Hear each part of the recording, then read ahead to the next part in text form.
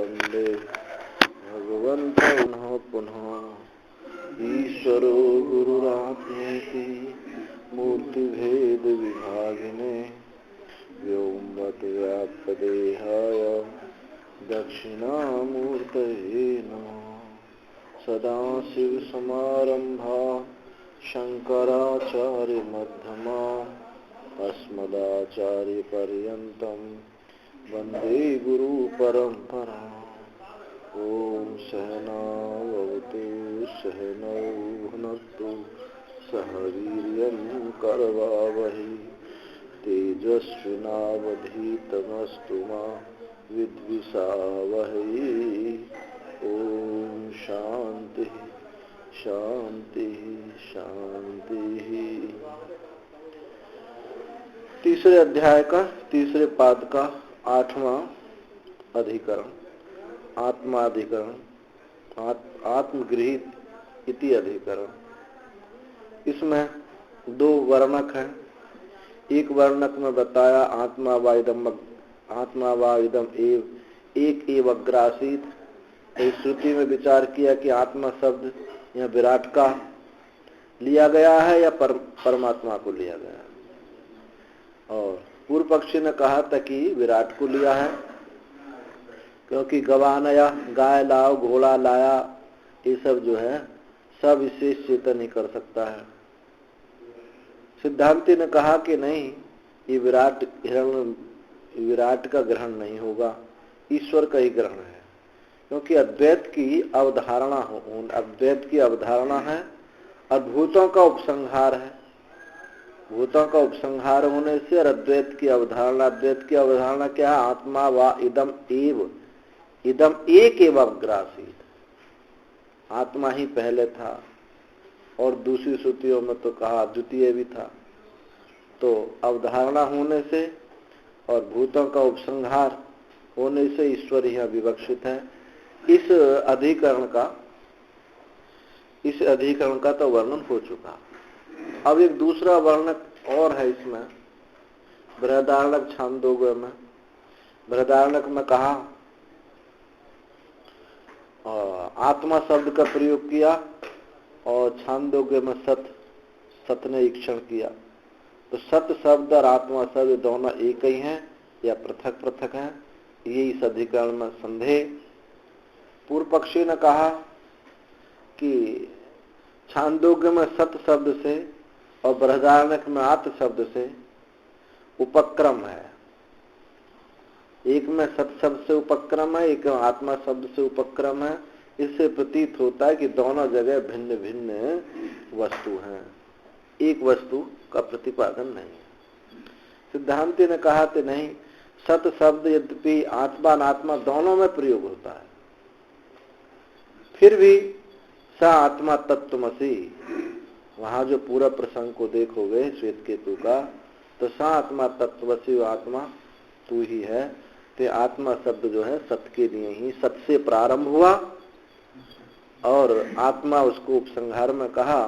तो यहाँ सत और आत्मा दोनों एक ही हैं। ये इस अधिकरण का सार हुआ। अब इसमें वर्णन चलता है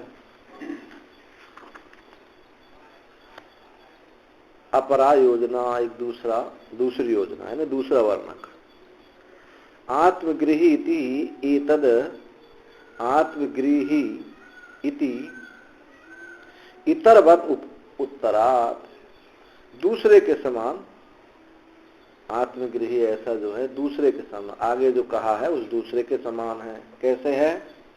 बात सने के कथम आत्मा इति योयम विज्ञानमः प्राणेषु हृदय अंतर्ज्योति पुरुषः इति आत्मशब्देन उपक्रम्य तस्यैव सर्वसंग विनिर्मुक्त तत्व प्रतिपादनेन ब्रह्मात्मत्व अवधारयति। वात्सनय शाखा में यानी बृहदारण्यक शाखा में कहा कि कथम आत्मा, वह आत्मा कौन है? वो आत्मा कौन है ऐसा? तो कहा जो ये विज्ञान में प्राणों में हृदय में अंतर ज्योति है वो पुरुष है। ये जो आत्मा कौन है कि जो ये विज्ञान में, प्राणों में, हृदय में अंतर ज्योति है, वो आत्मा है। तो इति आत्म शब्द उपक्रम, यहाँ आत्म शब्द का उपक्रम किया। आत्मा कौन है, यहाँ से प्रारंभ किया, उपक्रम किया, और उसी को फिर क्या बताया, सर्व संग विनिर्मुक्त तत्व प्रतिपादन, सब संग से विनिर्मुक्त उस आत्मा को कहा। तो प्रतिपादन से ब्रह्म तत्व को ही निश्चित कराता है। आत्म शब्द से प्रयोग हुआ और ब्रह्म तत्व वहां में पर्यवसान हुआ। तो कोई कहे कि नहीं आत्मा से प्रारंभ हुआ, ब्रह्म तत्व पर्यवसान हुआ, तो दोनों भिन्न भिन्न है। तो ऐसा नहीं, क्योंकि उसी आत्मा को सर्वनिर्मुक्त कह करके उसी को ब्रह्म कहा है। तथा उपसंहार भी किया। उपसंहार कैसे किया, सवा एस महान अजा अजरो आत्मा अजरो अमरो अमृतो अभयो ब्रह्म। निश्चित रूप से वह ये जो आत्मा है अज है,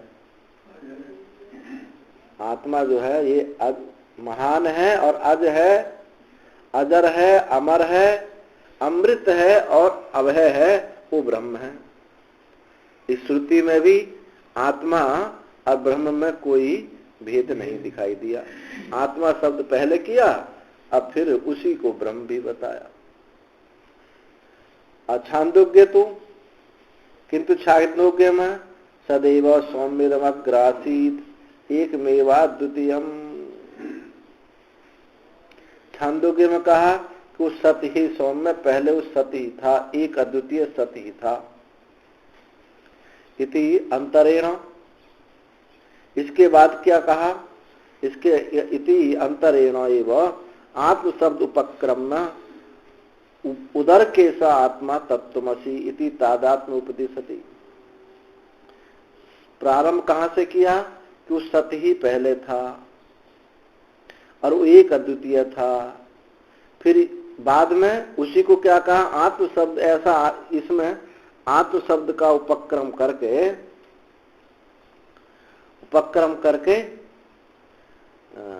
उदर के से आत्मा तत्वमसि। और उपसंहार में क्या किया, पहले सत्य से प्रारंभ किया और आत्म शब्द में उसका उपसंहार किया। आत्म शब्द ऐसा उपक्रम करके उदर के स आत्म तत्वमसि, और उदर के माने उपसंहार, उपसंहार में उसको आत्मा कहा। तो ये तादात्म्य उपदेश, इस प्रकार से तादात्म्य उपदेश हुआ है। दोनों की एकता का तादात्म्य उपदेश माने एकत्व का उपदेश हुआ है। तत्र संशय, वहां संशय होता है, तुल्यार्थत्वम किम अनयो आत्म आमनयो स्यात् तुल्यार्थत्वम वाइति। यहाँ संदेह होता है, क्या इन दोनों श्रुतियों में, क्या दोनों श्रुतियों में, एक बृहदारण्य की, छांदोग्य की, एक में सत शब्द से प्रारंभ हुआ, एक में आत्म शब्द से प्रारंभ।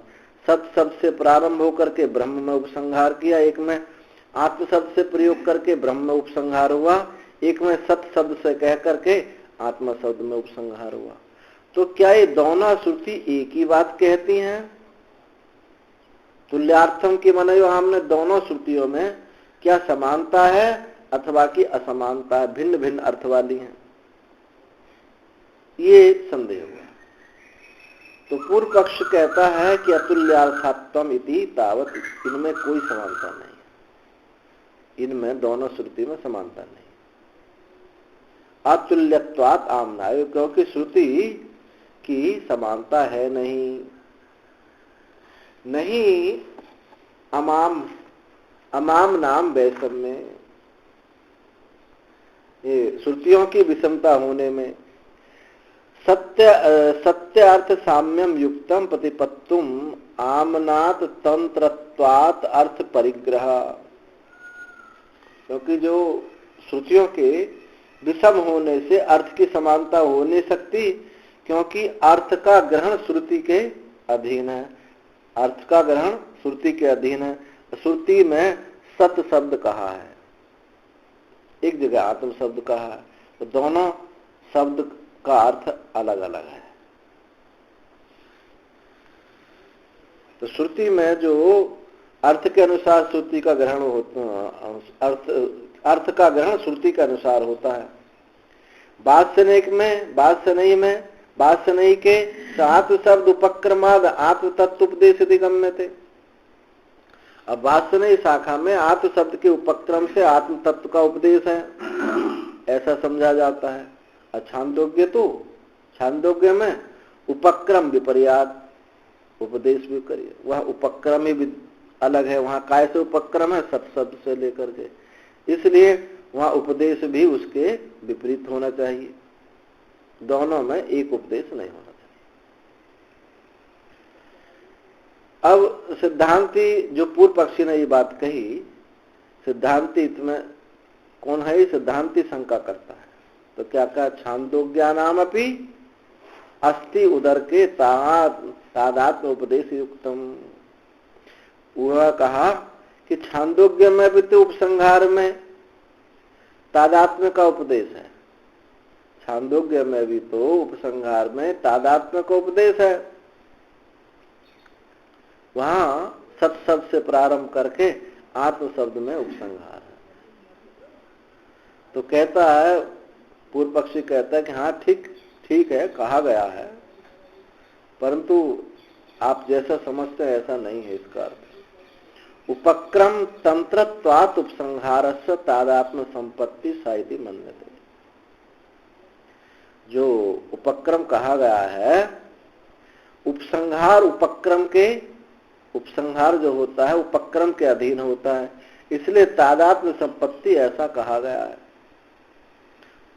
उपसंहार जो है उपक्रम के अनुसार होता है, इसलिए तादात्म्य संपत्ति है। वहां सत शब्द से प्रारंभ है, तो उपसंहार भी हमको वहां सत में ही मानना चाहिए। संपत्ति को प्राप्ति, वहां आत्म शब्द से उपक्रम है, तो आत्मा में ही उपदेश होना चाहिए। तो हमको जहां ब्रह्म में तादात्म्यपत्ति दिखाई दे रही है, ब्रह्म संपत्ति दिखाई दे रही है, हमको उपक्रम के बल पे उपसंहार को भी, ब्रह्म को भी आत्मा समझना चाहिए। यहाँ सत से प्रारंभ उपक्रम हुआ है, तो यहाँ आत्मा शब्द को हमको सत ही समझना चाहिए। ये दोनों एक अर्थ नहीं होंगे, उपक्रम के अनुसार ही उपसंहार होता है।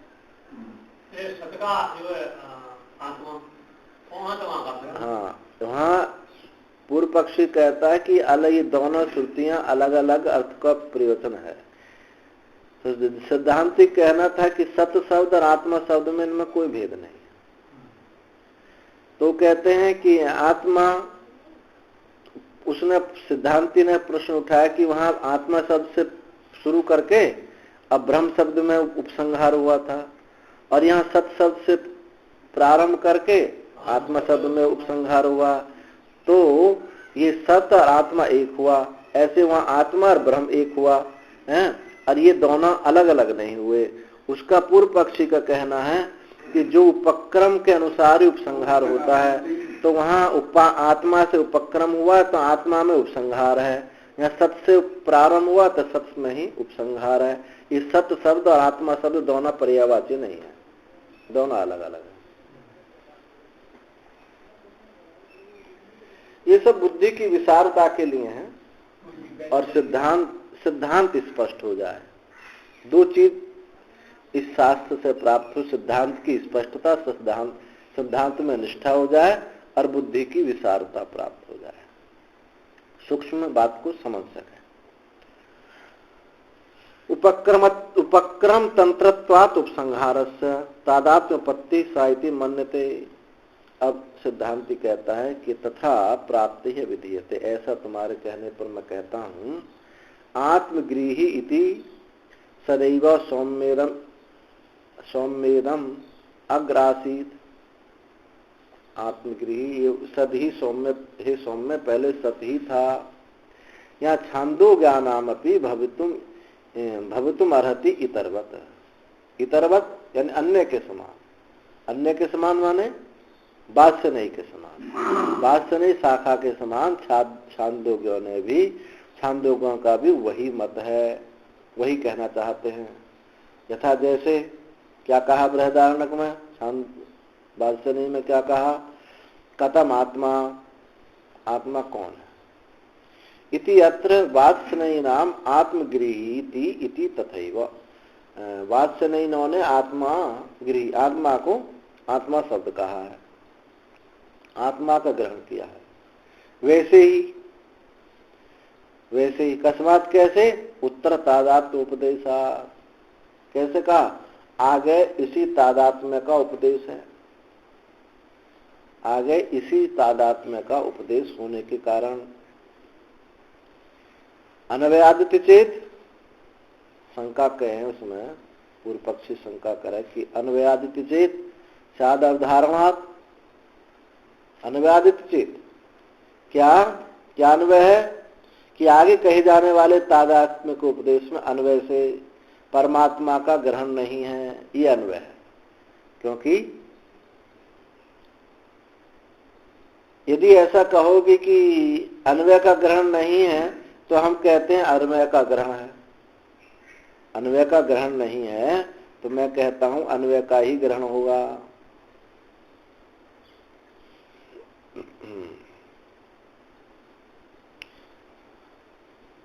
क्योंकि अवधारणा ऐसा निश्चय किया है। तुम्हारा कहना है कि वह अन्वय का ग्रहण नहीं है आगे तादात्म्य उपदेश से, तो मैं कहता हूं कि अन्वय का ही ग्रहण है, अन्वय का ग्रहण होगा निश्चित रूप से। अवधारणों में से क्या अवधारण श्रुति कौन सी है? आत्मा वा इदम एव अग्रासीत, आत्मा ही पहले था, इस श्रुति से यह अवधारण है। यदुक्तम उपक्रम अन्वयाद उपक्रमे आत्म शब्द श्रवण अभावात नात्म गृहीति, जो तुमने ये बात कही थी, तुमने जो बात कही थी कि उपक्रम अन्वयाद उपक्रमे आत्म शब्द श्रवण अभावात, उपक्रम के अन्वय हम करें तो उपक्रम में आत्म शब्द अभावात न आत्मगृही, वहां आत्म शब्द के श्रवण का अभाव है, आत्म शब्द नहीं सुना गया, इसलिए आत्मगृही नहीं हो सकता। यदि तुम ऐसा कहते हो, वहां किससे उपक्रम किया गया था? सत से उपक्रम किया गया था। सदैव सौम्यदम अग्रासीत, ऐसा सबसे उपक्रम किया गया।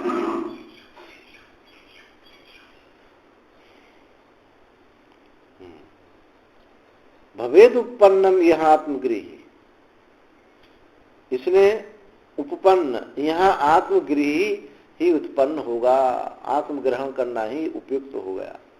क्यों? अवधारण के कारण। कैसा अवधारण हुआ है? ये ना श्रुतम भवती, ये ना श्रुतम श्रुतम भवती, जो अश्रुत भी जहाँ श्रुत हो जाता है, अमत भी जहाँ मत हो गया है, अविज्ञात भी जो विज्ञात हो गया, यानी एक विज्ञाने न सर्वविज्ञान अवधारी, एक के विज्ञान से सबका विज्ञान धारण किया गया। तत्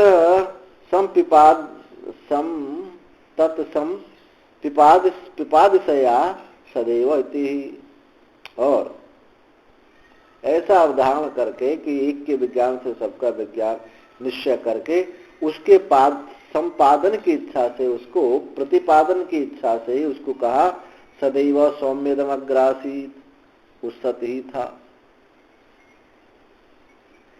तथा च आत्मगृहीत सत्य संपद्यते, अरे आत्मगृहीत होने पर ये प्राप्त हो जाता है। ये कैसे? आत्म शब्द हम ग्रहण करें तो ये प्राप्त हो जाता है।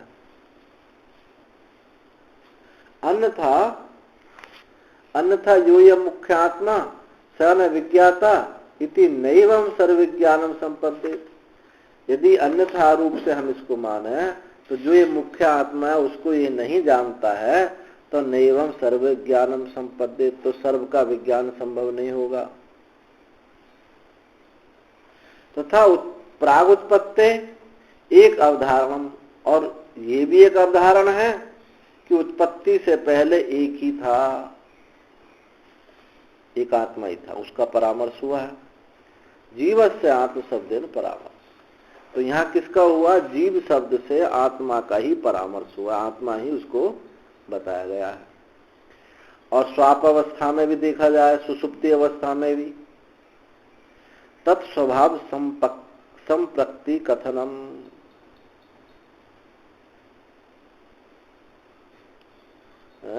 सुषुप्ति अवस्था में भी उसके स्वभाव की संप्रक्ति यानी एकता कथन हुआ है।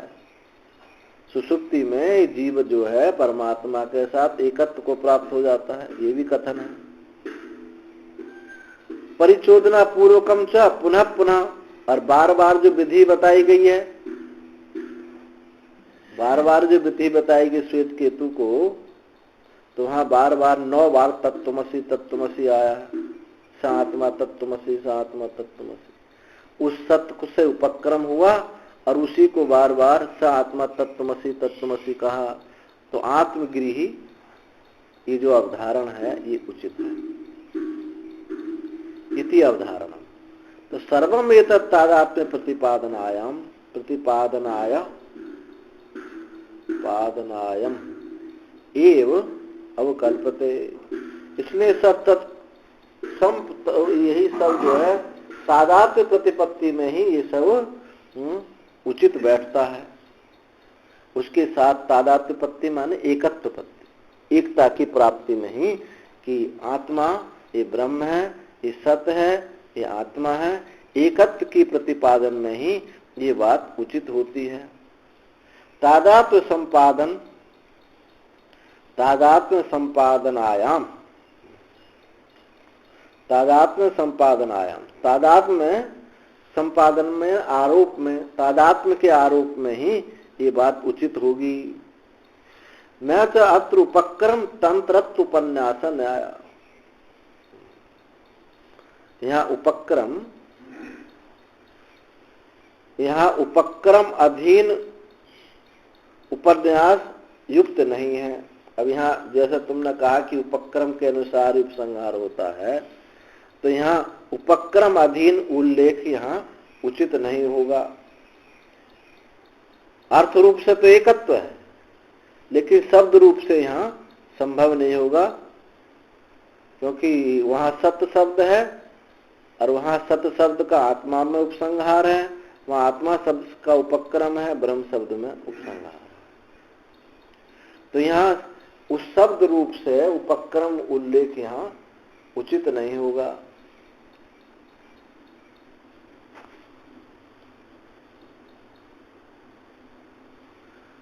नहीं उपक्रमे आत्मत्व संकीर्तनम अनात्म संकीर्तनम वा अस्ति।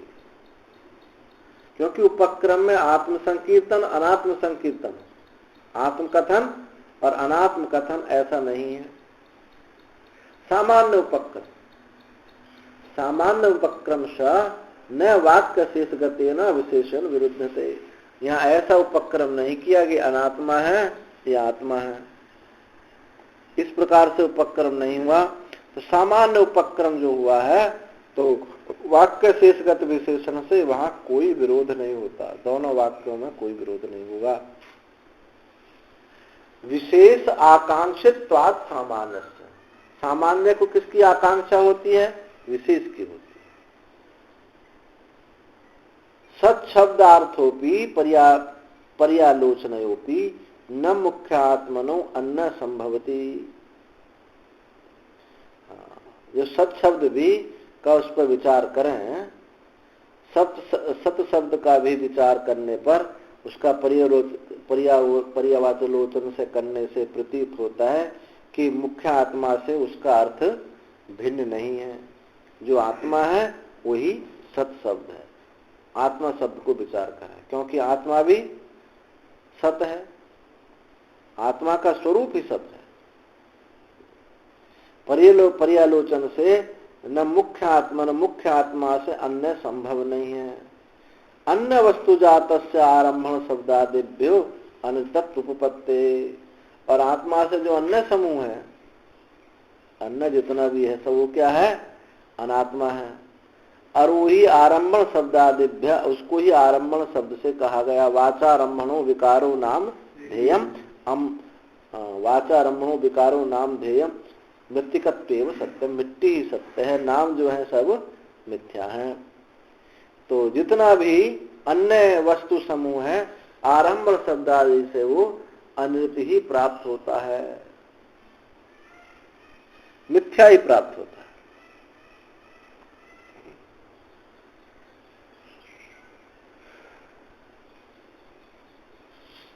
और जो तुमने कहा कि श्रुति का वैषम्यता है, तो उसके विषय में कहते हैं आमनाय वैषम्यमपि न अवश्य अर्थ वैषम्यात् आवहति। जो तुम कह रहे थे कि श्रुति में ऐसा समानता नहीं है, सत से प्रारंभ हुआ आत्मा में उपसंग वो है, तो उसको आत्मा सत ही लेना चाहिए। तो उसके विषय में कहते हैं कि श्रुति वचन की विषमता भी अर्थ की विषमता को नहीं लाया जा सकती। श्रुति में तुमको जो विषमता मालूम पड़ रही है, सत्य शब्द और आत्मा शब्द, ये जो विषमता है ये अर्थ की विषमता को नहीं ला सकती। भले ही आप नाम अलग रख लो, लेकिन अर्थ तो एक ही हो सकता है, लाया जा सकती है। क्योंकि जैसे आहार पात्रम पात्रम आहार, आहार पात्र और पात्र आहार दोनों शब्द जो हैं ये आगे पीछे का हुआ है, बाकी वही बिल्कुल शब्द हैं। तो क्या हुआ, एक का अर्थ है पहले आहार पात्रम लाओ पात्र, अब पात्रम आहार पात्र लाओ, एक लाओ पात्र और एक पात्र लाओ। तो इत्यादि में अर्थ की समता है। अब चाहे ये कह दिया हमने कि पात्र लाओ, एक है लाओ पात्र, तो अर्थ तो एक ही है। तो ऐसे यहां समझ लीजिए, इति एवं आदिषु अर्थ साम्येपि तद्दर्शनात्, इत्यादि में अर्थ की समानता में ये बात देखी जाती है। अब एक जगह आत्म शब्द कह दिया, एक जगह सत शब्द कह दिया, तो पर अर्थ तो एक ही है। अर्थ की एकता, कुछ श्रुति की भिन्नता होने से अर्थ की भिन्नता वो नहीं हुई है। श्रुति के शब्द के रूप की भिन्नता, अर्थ रूप से भिन्नता नहीं, शब्द रूप से भिन्नता, वाच्यार्थ से भिन्नता होने से उसकी लक्ष्यार्थ की भिन्नता नहीं हुई है।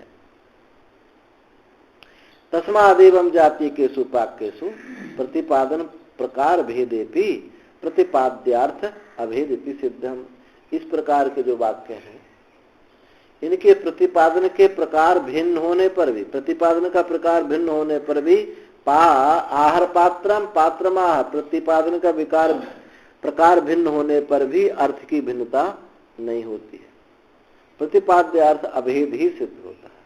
ऐसे ही हम सत शब्द हमने कह दिया है, श्रुति ने सत शब्द कह दिया या आत्मा शब्द कह दिया, इन शब्दों की भिन्नता से उसकी अर्थता की भिन्नता नहीं हो जाती है। इसलिए दोनों श्रुतियों में एक ही बात का निरूपण सिद्ध हुआ है। अब दूसरा एक अधिकरण है कार्याख्यान अधिकरण। कार्याख्यान अधिकरण, इसमें क्या है कि बृहदारण्यक में प्राण विद्या आई है। तो प्राण विद्या में क्या, आशिषन आचाम एति असित्वा चाचामेति एवं एव तदन्नम अनग्नम कुरुते, इस श्रुति पर यहाँ विचार है। तो यहाँ क्या है, अनग्नता बुद्धि और आचमन, ये जो हम भोजन करते हैं तो पहले 3 बार आचमन करते हैं और 3 बार बाद में आचमन करते हैं, ये विधि है। पहले 3 बार फिर बाद में 3 बार। तो इसी श्रुति पर लेकर के विचार है। तो वहां पूर्व पक्षी कहता है कि आचमन ये शुद्धि के लिए होता है, और सिद्धांत कहना है कि शुद्धि नहीं, ये प्राण की अनग्नता के लिए, यानी प्राण को वस्त्र पहनाते हैं, प्राण उपासना करते हैं। एक शुद्धि अलग हो गई। यहाँ क्योंकि ये प्रसंग किसका है, प्राण उपासना का है, तो हम आचमन करके शुद्धि का प्रयोजन यहाँ नहीं होगा। यहाँ तो जो प्रसंग चल रहा प्राण उपासना का, तो उसको वस्त्र पहनाने का, यानी उसको आच्छादित करने का विषय होगा।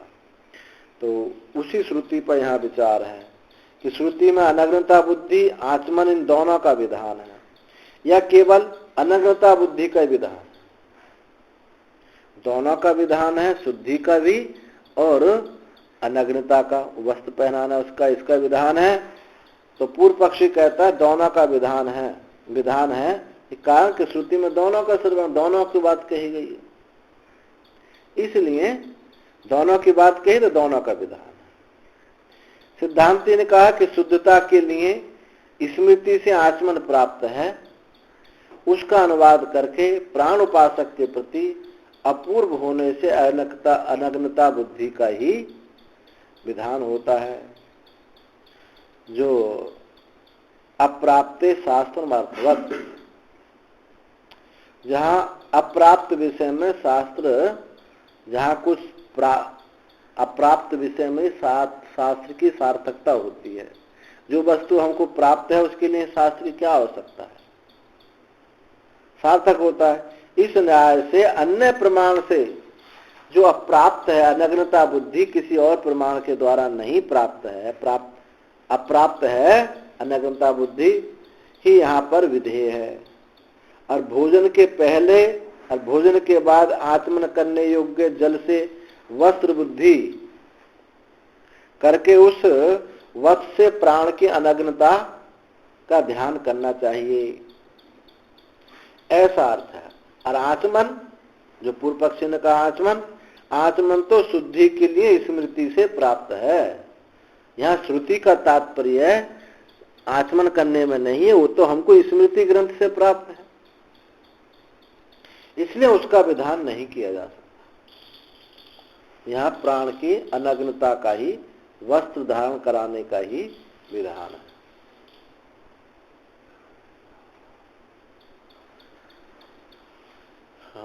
कार्याख्यानाद अपूर्वम तद विद्वांसो श्रोत्रिय अशिष्यंत इत्यादि अनग्नता चिंतनम एवं। इस श्रुति के द्वारा अनग्नता का चिंतन ही है। कैसे? अपूर्वम प्राण विद्यांगत्वेन विधेयम, क्योंकि प्राण विद्या का प्रसंग चल रहा था, प्राण विद्या का ही अंग जानना चाहिए, न आचमन का। आचमन नहीं है, आचमन के लिए यहाँ इसकी कोई गुंजाइश नहीं है, ये तो हमको स्मृति ग्रंथों से प्राप्त है। अब उसमें सभी लगा लो, कोई अपने इष्ट का स्मरण करता है, कोई गुरुदेव का स्मरण करता है, कोई प्राण उपासना करता है, प्राणाय स्वाहा पानाय स्वाहा। तो इसमें तो जो इष्ट आदि का करने के भगवान को भोग लगाएंगे तो भी एक शुद्धि है, तो वो बात अलग है। यहाँ तो प्राण की उपासना है, प्राण की उपासना में उसको वस्तु धारण कराना। न आचमन कुतः, कैसे? कार्याख्यानात्, कार्याख्यान द्विजो नित्यम स्पर्शेत, ये स्मृति है कि द्विज जो है नित्य उसका स्पर्श करे। इस बार आगे स्मृति आगे वर्णन आएगी, वहां स्पष्ट हो जाएगा। स्मार्त विधिना कृष्ण अनुष्ठान अंगत्वेन शुद्ध्यर्थम कार्यस्य आत्मनम प्राण विद्यामति विधि प्राप्त आख्याना। स्मार्त विधि के द्वारा संपूर्ण अनुष्ठान के अंग होने से, संपूर्ण अनुष्ठान के अंग होने से शुद्धि के लिए ही इस कार्य आचमन जो है आचमन कार्य है। प्राण विद्यायामपि विधि प्राप्ति आख्याना, प्राण विद्या में जो विधि प्राप्त का आख्यान है अनंतता अनग्नता विधानार्थ। तो प्राण विद्या में तो क्या है, अनग्नता के विधान करने के लिए इसका अनुवाद किया है, ना कि आचमन का विधान किया है। ये बात छंदोगा वात्सनेश प्राण संवादे स्वादि मर्यादम प्राणस्य अन्नम आमनाया तस्यैव आपो वास आमनन्ति।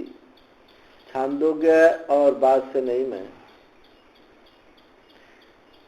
छांदोग्य शाखा वात्सनेय शाखा में प्राण संवाद में कहा कि कुत्ता स्वाद, यानी कुत्ता, कृमि, पतंगा आदि जो हैं, इनको क्या है, प्राणस्य न आमनाया, ये सब प्राण के ही अन्न है।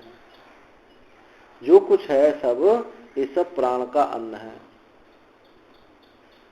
तो कुत्ता कृमि आदि जो ये हैं, कृमि पर्यंत प्राण का अन्न उसको कहकर प्राण उसी प्राण का जल वस्त्र है, ऐसा श्रुति ने कहा। उसी प्राण का वस्त्र क्या है? जल है। और अन्न क्या है? जितने भी कीट पतंग आदि प्राणी मात्र है ये सब उसके अन्न है। प्राण इनको खाता है और जल रूपी कपड़ा पहनता है। अनंतरम च छंदोगामनन्ति, और छांदोग्य क्या कहते हैं? ये तो वात्सल्य वालों ने ऐसा कहा। वात्सल्य वालों ने कहा कि प्राण का सब अन्न है और उसी का ही ये जल वस्त्र का है, श्रुति बताती है। छांदोग्य का कहना है तस्माद् वा एतद् अशिष्यन्त पुरस्तात् उपरिष्टात् चादवी परिदधाति। छंदोगा कहते हैं कि जल प्राणों का वस्त्र रूप है, अतः भोजन करने वाला भोजन के पहले और बाद में जल से प्राण का परिधान करता है, ऐसा छांदोग कहते हैं। अब बात से नहीं कहते हैं सब उसका अन्न है, जल उसका वस्त्र है। तो जल वस्त्र की दृष्टि हो गई, ना कि आचमन की दृष्टि से। आचमन के लिए नहीं हुआ, शुद्धि के लिए नहीं हुआ। और जल किस लिए हुआ? उसको वस्त्र धारण कराने के लिए। बात से नहीं तो आमनंती, किंतु बात से नहीं कहते हैं, बात से नहीं कहते हैं तद विद्वांस श्रुतिया शिष्यंता आचमनंती असित्वा चाचा मंतेति एवं तदनगनम कुर्वन्तो मन्यन्ते। और वो कहते हैं बात से नहीं कि इसलिए ऐसा जानने वाले भोजन के पहले पश्चात जो आचमन करते हैं उस प्राण को अनग्न करते हैं, उसको वस्त्र पहनाते हैं। ऐसा जानने वाले भोजन के पहले और पश्चात आचमन जो करते हैं वो प्राण को अनग्न करते हैं। तस्माद् एवं विद अशिष्यंत आचामेति आचामेत आचाम, आज एक दार होना चाहिए इसमें, आचामेत दर्श दा दो है इसमें, देखना क्या है? एक ही है। तस्माद् एवं विद, तस्माद् एवं विदि शिष्यान नाचा, नाचा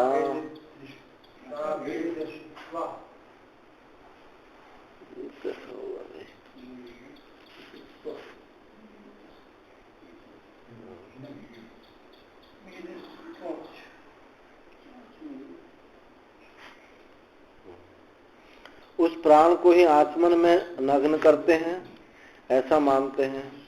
इसलिए ऐसा जानने वाले भोजन के पहले और पश्चात आचमन करते हैं, उसे प्राण को अनग्न करते हैं। ऐसा माध्यम दिन का पाठ है।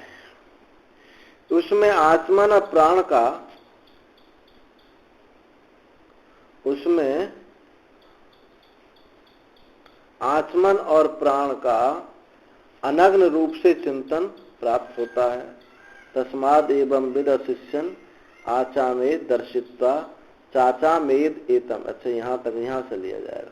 चाचामेद एतम तदग्नम कुर्वन्ते, उसको अनग्न का ही चिंतन करते हैं। तत्र त्व आचमनम अनग्नता चिंतनम च प्राणस्य प्रतीयते, इसमें आचमन और अनग्नता प्राण का चिंतन प्राप्त होता है। इस श्रुति के अनुसार ऐसा जान पड़ता है, जैसा कहा इन्होंने कि जल प्राण का वस्त्र है, अतः विद्वान श्रोत्रिय भोजन करने के पहले आचमन करते हैं, भोजन करने के बाद आचमन करते हैं। उस प्राण को ही वे आचमन से अनग्न करते हैं, आचमन से अनग्न करते हैं, ऐसा मानते हैं। इसलिए ऐसा जानने वाले भोजन के पहले और पश्चात आचमन करते हैं, उस प्राण को अनग्न करते हैं। ऐसा माध्यम दिनों का पाठ है। उसमें आचमन और प्राण का अनग्न रूप से चिंतन प्रतीत होता है। आचमन और प्राण का अनग्नता, तो उस पर विचार किया जाता है कि उभयमपि विधीयते, क्या ये दोनों का विधान किया जाता है या उत आचमन एवं आचमन का ही अथवा अनग्नता का ही विचार किया जाता है। क्योंकि आचमन शब्द भी आया, आचमन करके प्राण को अनग्न करते हैं, तो आचमन शब्द का ही इससे लगता है कि आचमन का भी विधान है और प्राण की अनग्नता का विधान है। तो संदेह ये होता है कि ये दोनों हैं, आचमन और प्राण का, आचमन और प्राण की अनग्नता, अथवा आचमन का ही है अथवा अनग्नता का ही विचार है। किम तावत प्राप्त, तो क्या प्राप्त हुआ? कहते उभयमपि विधीयते, पूर्व पक्षी कहता है दोनों का ही विधान है। कुतः, कैसे? उभयस्यापि अवगम्यमानत्वा, दोनों ही जाने गए हैं। आचमन शब्द भी कहा है, आचमन करते हैं और प्राण की अनग्नता करते हैं। आचमन करते हैं, उस प्राण की ही वे आचमन से अनग्नता करते हैं। तो दोनों का विधान है। उभयमपि च एतद् अपूर्वत्वाद् विधि हरियम, दोनों, क्योंकि ये दोनों अपूर्व होने से विधि के योग्य हैं। ये विधि के दोनों अंग बन गए हैं। आचमन भी, यदि इसमें से आचमन हटा दें तो अनग्नता नहीं होगी, इसलिए आचमन को भी विधि का अंग माना जाना चाहिए। अथवा आचमन विधीयते, अथवा आचमन ही करते हैं। विस्पष्टा ही तस्मिन् विधि विभक्ति, क्योंकि उसमें विधि विभक्ति जो है स्पष्ट ही की गई है। आचमन करके प्राण की अनग्नता करते हैं, तो विधि स्पष्ट ही है वहां। तस्माद एवं विद अशिष्यान आत्मेदिसित्वा, वो जो है आचमन करके चाचा में भी तस्यैव स्तुत्यर्थम अनग्नता संकीर्तनम अस्ति। तो इससे आचमन, पूर्व में आचमन करके भोजन करके आचमन करे, इससे अनग्नता सूचन भी उसी की स्तुति के लिए है। इसे अनग्नता सूचन किसके लिए? उसकी स्तुति के लिए। किसकी? आचमन की स्तुति के लिए। आचमन करके प्राण को अनग्न करते हैं, पहले आचमन करते हैं बाद में आचमन करते हैं, तो अनग्नता जो है उस आचमन का एक अंग है, उसकी स्तुति है। आचमन की स्तुति है अनग्नता, ऐसा पूर्व पक्षी कहता है। सिद्धांती कहता है ऐसा प्राप्त होने की एवं प्राप्ति ब्रूम, ऐसा प्राप्त होने हम कहते हैं ना आचमन से विधेयत्व उत्पद्यते, आचमन का यहाँ विधेय नहीं, आचमन का यहाँ विधेयत्व प्राप्त नहीं है। कार्य आख्यानात, क्योंकि कार्य आख्यान रूप से कार्य की स्मृति होने से, कार्य रूप से स्मृति है, प्रसिद्ध है, इस कार्य के लिए तो स्मृति प्रसिद्ध है। प्राप्तम एभिदम कार्यत्वेन आचमनम प्रायत्यार्थम स्मृति प्रसिद्धम अनुवाख्यायते, क्योंकि कार्य रूप से स्तुति प्रसिद्ध है, कार्य रूप से जो आचमन की शुद्धि के लिए स्मृति की प्रसिद्धि प्राप्त हुई है, उसका यहाँ अनुख्यान, उसका यहाँ पीछे आख्यान है, कथन होगा। ननु इयं श्रुति तस्य स्मृति मूलम स्यात्, शंका करते हैं कि जो श्रुति है उस स्मृति का मूल मान है। ये जो आचमन के लिए शुद्धि के लिए जो आचमन है, ऐसी जो स्मृति बताई गई है, वो ये जो श्रुति उस स्मृति का मूल है। इयं श्रुति तस्या स्मृति मूलम स्यात्, ये जो स्मृति है, ये श्रुति सुस्मृति की मूल है।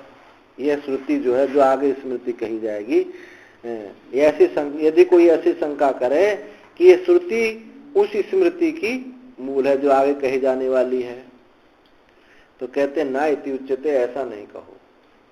विषय नानात्वात्, दोनों के विषय भिन्न भिन्न। इस श्रुति का विषय है प्राण की अनग्नता, और स्मृति का केवल विषय है कि शुद्धि, आत्मन से शुद्धि। दोनों का विषय भिन्न भिन्न। सामान्य विषया ही स्मृति पुरुष मात्र संबद्धम प्रत्यायार्थम आत्मनम प्राप्यति। सामान्य, क्योंकि सामान्य विषय जो स्मृति है वो पुरुष मात्र को संबद्ध करके शुद्धि के लिए ही आत्मन का विधान करती है। वो श्रुति, वो स्मृति जो है सामान्य विषय स्मृति शुद्धि के लिए। अश्रुतिस्तु प्राण विद्या प्रकरण पठिता तद विषयम आचमनम विदधति दिद्यात्। अरे जो श्रुति है ये तो प्राण विद्या के प्रकरण में पढ़ी गई है, प्राण के प्रसंग में पढ़ी गई है, तो यहाँ अचानक हम शुद्धि की बात कैसे ले आए? अचानक प्रकरण चल रहा है प्राण का और वहां पे शुद्धि की बात लिया है, तो वो कैसे उचित नहीं होगा। प्राण विद्या प्रकरण पठिता तद विषयम आत्मनम विदति। वो प्राण विद्या के प्रकरण में पढ़ी गई है, उस विषय का ही आत्मन का विधान करेगी, ना कि शुद्धि के लिए विधान करेगी। न च भिन्न विषयो श्रुति स्मृतयो मूल मूली भाव कल्पते।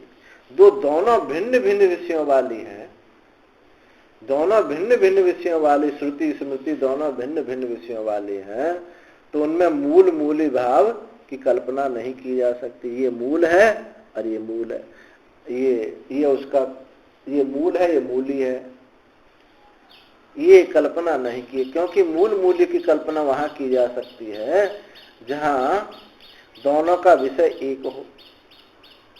यहाँ तो दोनों का विषय अलग अलग है।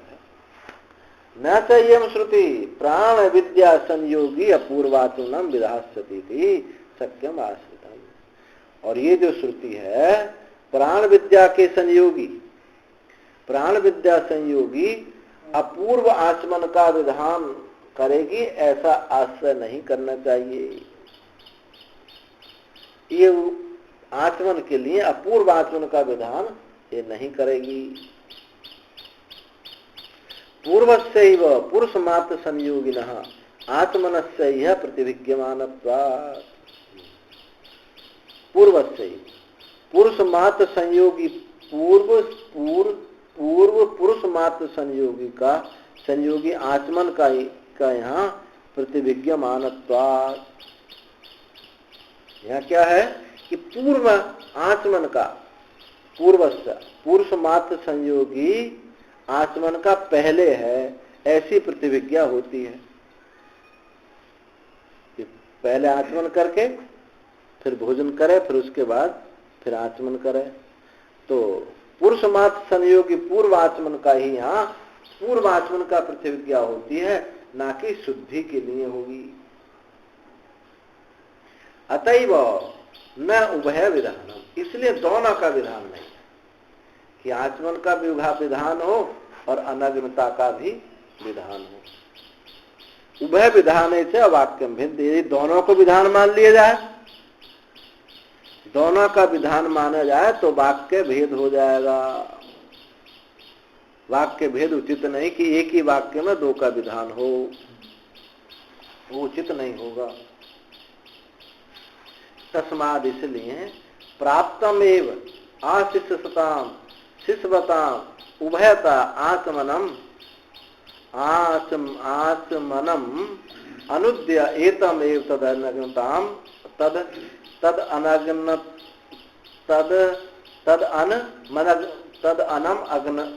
अनग्नताम कुर्वन्तो मन्यन्ते।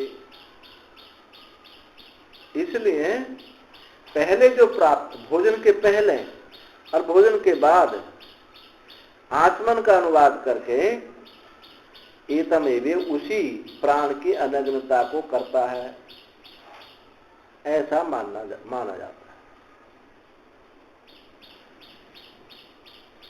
प्राणस्य अनग्नता कर्म संकल्प अनेन वाक्येन आत्मनियासु अपसु प्राण विद्या संबंधित्वेन अपूर्वम उपदिश्यते। प्राण की अनग्नता करने वाला जो संकल्प है, प्राण की अनग्नता करने का संकल्प आत्मनीय जल में प्राण विद्या के संबंधी रूप से ये अपूर्व का उपदेश हुआ है।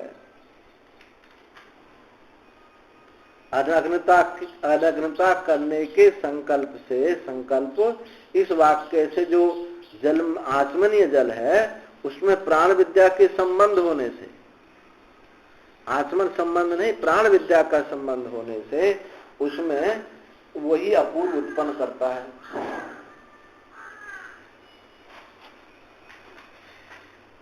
न च अयम अनग्नतावात् आत्मन स्तुत्यर्थम इति न्यायम। अन्ना ही अनग्नतावाद जो है, अनग्नतावाद जो है आत्मन की स्तुति के लिए नहीं है, आत्मनस्य अविधेयत्वात्, क्योंकि आत्मन का यहाँ विधेय नहीं है। यहाँ तो प्राण की अनग्नता का विधान है, क्योंकि उसी का प्रकरण है। स्वयं च अनग्नता संकल्पस्य विधेयत्व प्रतीत है।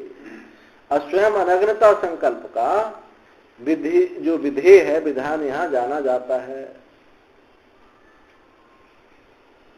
न च एवं सति एकस्य आत्मनस्य उभयता उभयार्थता अभ्युपगता भवति।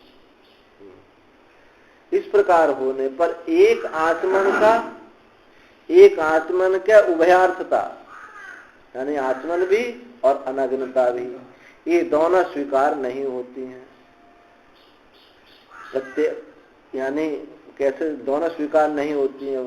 प्रायत्यार्थता, परिधानार्थता, शुद्धि के लिए और परिधान के लिए, वस्त्र के लिए, ऐसा स्वीकृति नहीं होगी। क्रियांतरत्व अभ्युगमात्, क्रियांतरत्व अभ्युगमात्, दूसरी क्रिया की स्वीकृति। अन्य क्रिया पुरुष की स्वीकृति है, अन्य क्रिया के लिए स्वीकृति है, क्योंकि क्रियांतरमेव आत्मनम नाम प्रत्यायार्थम पुरुषस्य अभ्युगम्यते तदियासु तु अपसु वास संकल्प नाम क्रियांतरमेव परिधानार्थम प्राणस्य अभ्युपगम्यते इति अनवद्यम।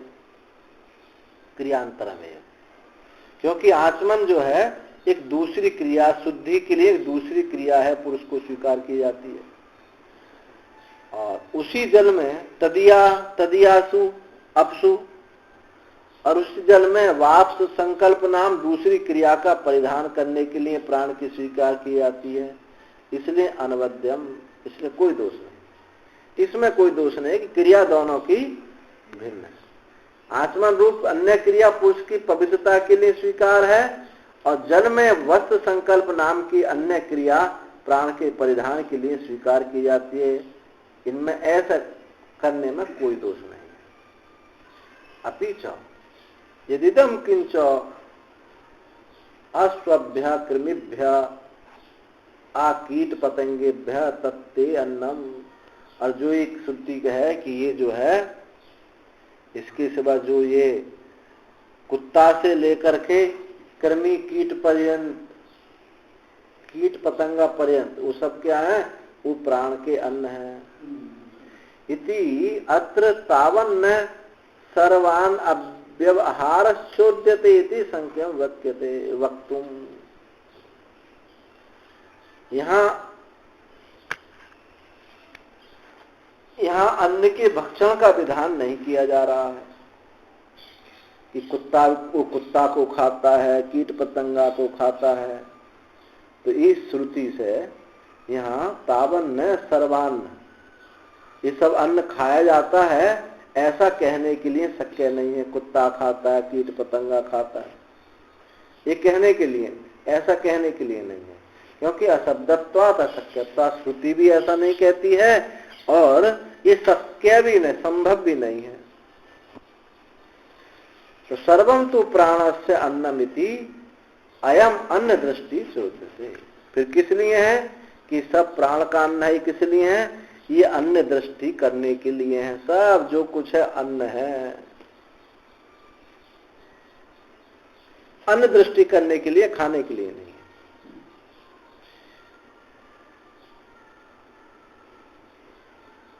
और वैसे दृष्टा और भोक्ता, एक देखने वाला है, जरूर थोड़ी उसका भोक्ता ही हो। जो देख है कुछ तो देख कर भोग कर लेते हैं, कुछ केवल देखता ही देखता भोग नहीं कर सकता है।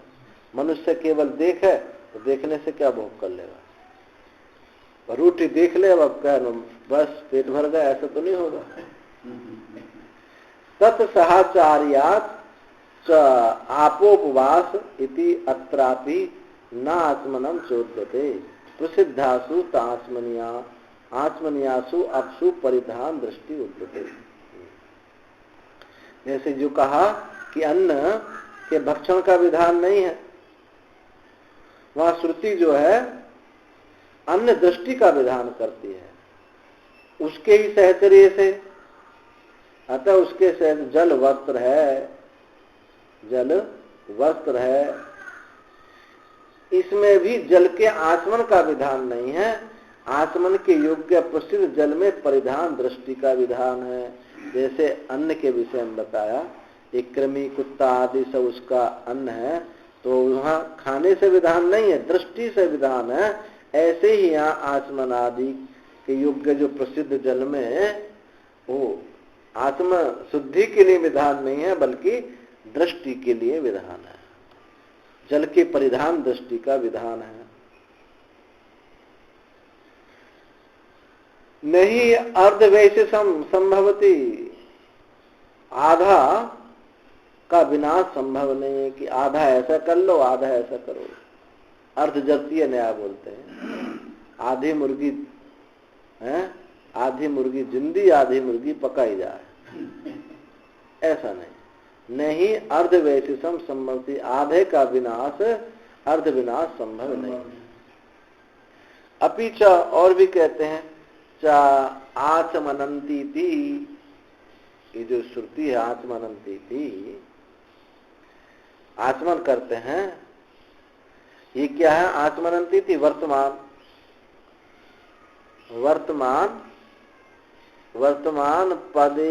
पदे सित्वा अन्नयम शब्दो विदिक्षम। ये जो आचमनंती शब्द है वर्तमान का प्रयोग है, वर्तमान कथन है। अतः विधि योग्य शब्द ये नहीं है। वर्तमान अपदिश विधि के ये कथन जो है विधि के साथ समर्थ नहीं होगा। ननु मन्यन्ते इति अत्रापि समानम वर्तमान अपदेशितम। और कहा मन्यन्ते शब्द जो है, मन्यन्ते ऐसा जो समान वर्तमान का ही उपदेश करता है। मन्यन्ते वर्तमान शब्द भी तो ये भी वर्तमान का उपदेश करता है। सत्य में ठीक कहते हो, मन्यन्ते भी वर्तमान का जैसा आत्मनंती वर्तमान का उपदेश करता है, ऐसा मन्यन्ते भी तो वर्तमान का उपदेश करता है।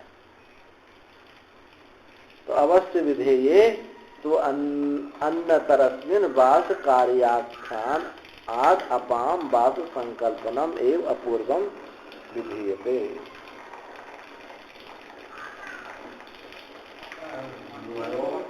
ओ दूसरा बल करना है ना उसको। ओ धुलाई कर रहे हैं उसको, बरसात में धुली नहीं, ये धुल देंगे इस पे निशान बन रहे हैं ना इसके। मन्नन्ते इति यत्रापि, जो मन्नन्त शब्द है ये भी वर्तमान का द्योतक है।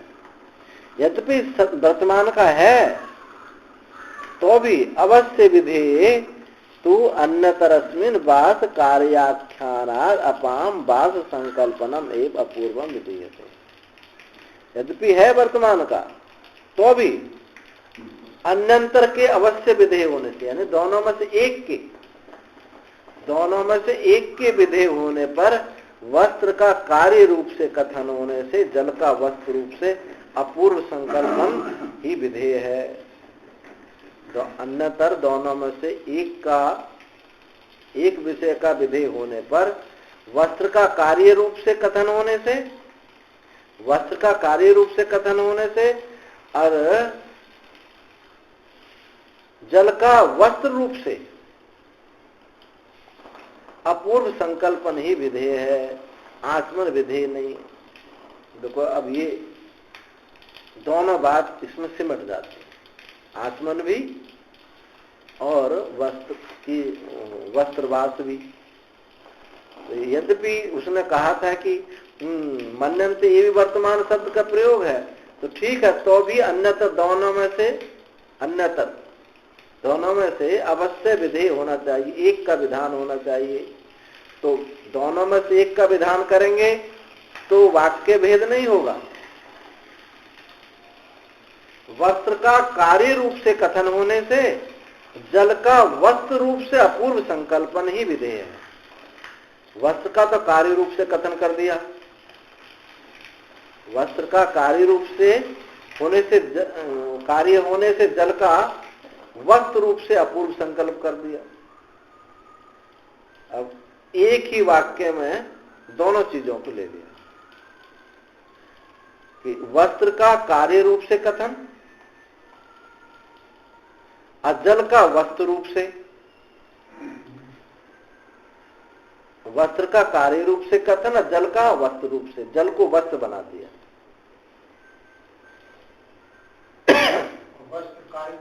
और वस्त्र कार्य हो गया। तो यहां आचमन और वस्त्र दोनों अलग अलग नहीं हुआ। साबुन से नहाते हैं, अब जो नहाना कार्य है और वो साबुन दोनों एक में ले लिए। और ये क्या है कि नहाते हैं और फिर कहा साबुन लगाते हैं, तो ये दोनों अलग अलग होंगे। वस्त्र को यानी साबुन को और नहाने को जब हम अलग अलग कर देंगे तो अलग अलग वाक्य भेद हो जाएगा। तो यहाँ आचमन को जो क्या किया, आचमन जल है और जल वस्त्र को कार्य बना दिया और जल को वस्त्र बना दिया।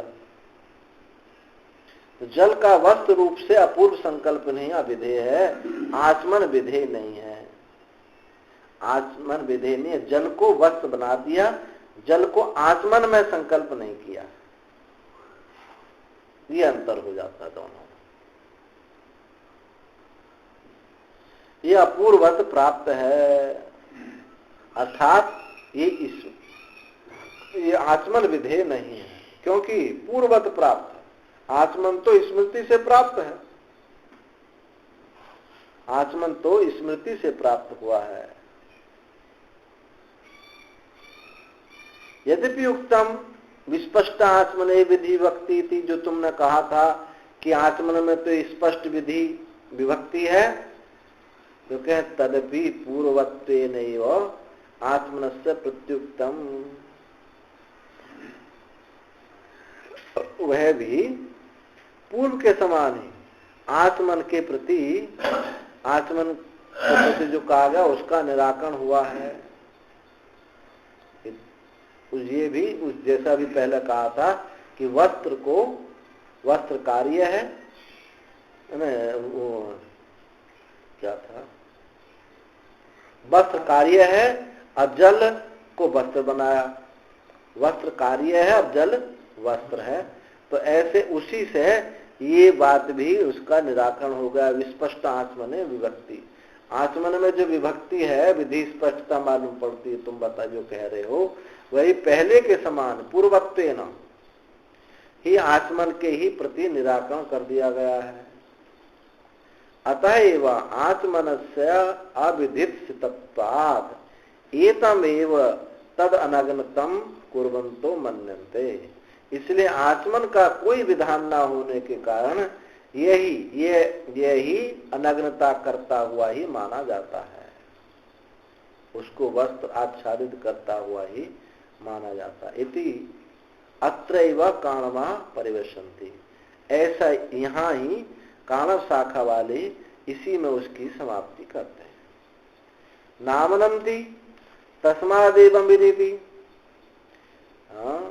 जो तस्मा ये जो श्रुति है तस्मादेवं विद, इससे यही जानने वाला है, इससे ऐसा ही जानने वाला है, इस प्रकार से जानने वाला है। तस्माद माध्यन्दिनपि पाठे आचमन अनुवादत्वेन एवं विदित्वमेव प्रकृत प्राणवासोत्तम विधीयते। इस प्रकार माध्यन्दिनी शाखा वाले भी कि पाठ में भी आचमन के अनुवाद से एवं विदत्व का ही प्राण यानी प्रकृत प्राण को ही वस्त्र जानने वाला होने का विधान किया जाता है। इस काणव शाखा में भी ऐसा ही समझना चाहिए। योपी अयम अभ्युप, जो भी यह स्वीकृति है, क्वचित आचमनम विधीयते क्वचित वासो विज्ञानमिति, जो ये स्वीकृति है कहीं आचमन का विधान करता है और कहीं वास का विधान करता है, ऐसी जो स्वीकृति है सोपी न साधु, वो ठीक नहीं है, वो भी ठीक नहीं होगी। क्योंकि आपो वासः इत्यादिकया वाक्य प्रवर्ते सर्वत्र एक रूपता, आप वस्त्र है इत्यादि जो वाक्य की प्रवृत्ति है वो सर्वत्र एक रूप है। इसलिए तस्माद, इसलिए वासो विज्ञानम एवं यह विधीयते, यह वास विज्ञान ही जाना जाता है, न आचमनम इति, आचमन का विधान यह नहीं है। तो इस अधिकरण में प्राण उपासना का निरूपण हुआ।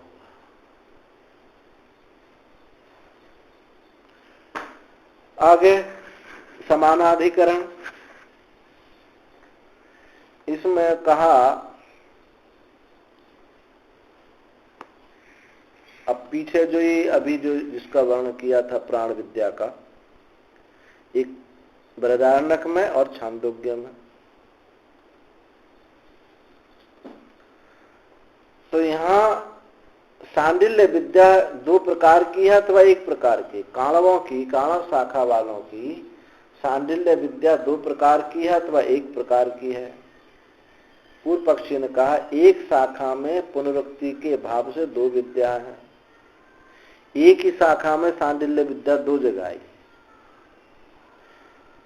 बीच में कुछ और विषय आ गया है। तो कहता है कि शास्त्र में पुनरुक्ति के भय से दो विद्या है। यदि हम एक विद्या इनको मान लेता हूं, पूर्व पक्षी कहता है, तो ये पुनरुक्ति दोष आएगा, इसलिए दो विद्या है। सिद्धांती का कहना था कि मनोमयत्व आदि के प्रतिविज्ञान से एक ही विद्या है। दोनों विद्याओं में मनोमयत्व आदि का वर्णन हुआ है, तो उस प्रतिविज्ञान से एक ही विद्या है। एक जगह में अग्नि रहस्य ब्राह्मण विद्या की विधि है, एक जगह विद्या की विधि है और दूसरी जगह उसके गुण की विधि है। एक ही विद्या की, एक जगह विद्या की विधि है, एक जगह उसकी गुणों का विधान है। एक ही विद्या।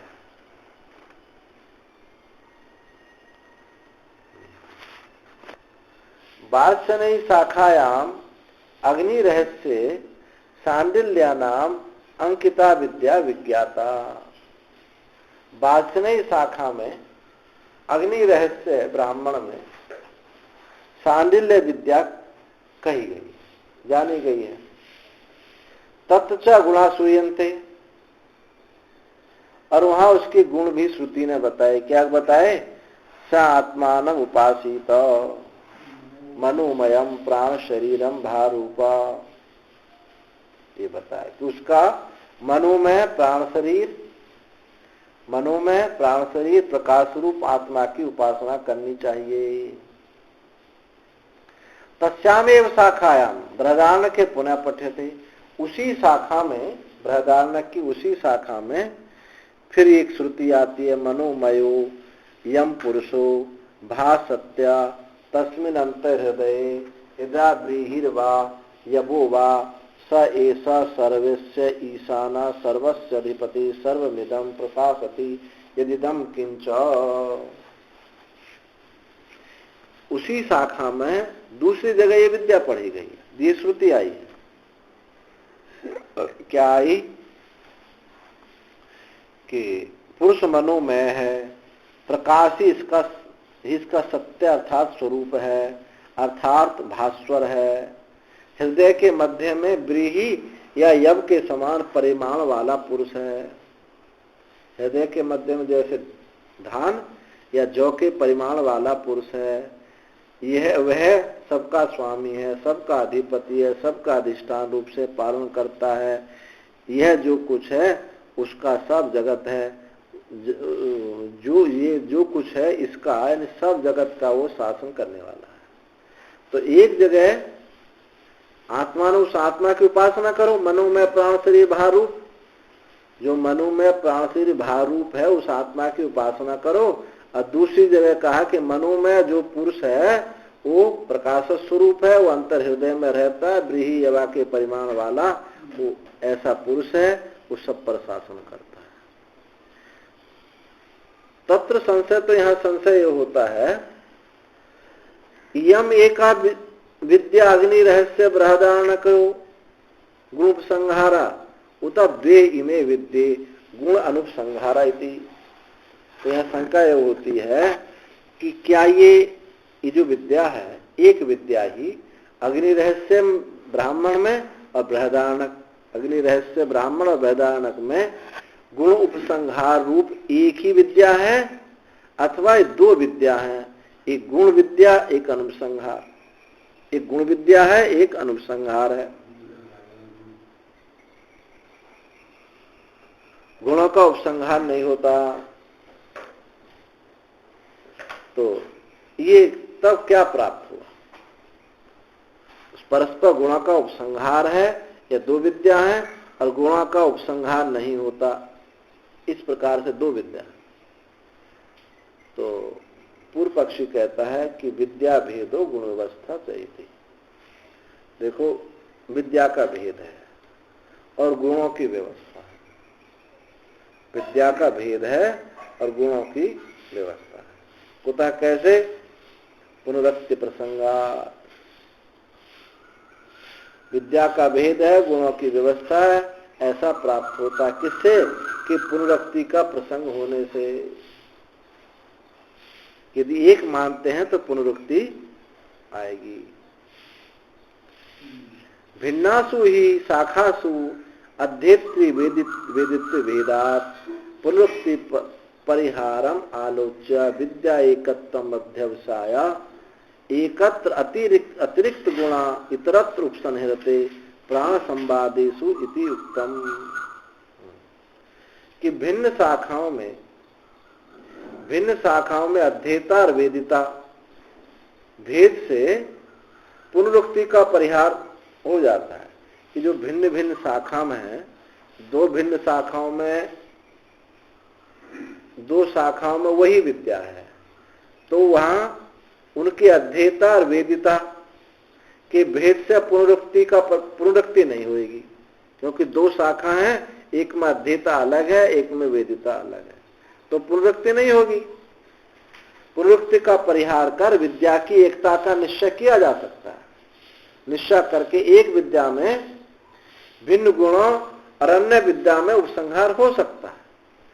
दो विद्या उपनिषदों में अलग अलग हैं, तो वहां उनके अध्येता वेदिता अलग अलग है, इसलिए उनको पुनरुक्ति दोष नहीं माना जाएगा।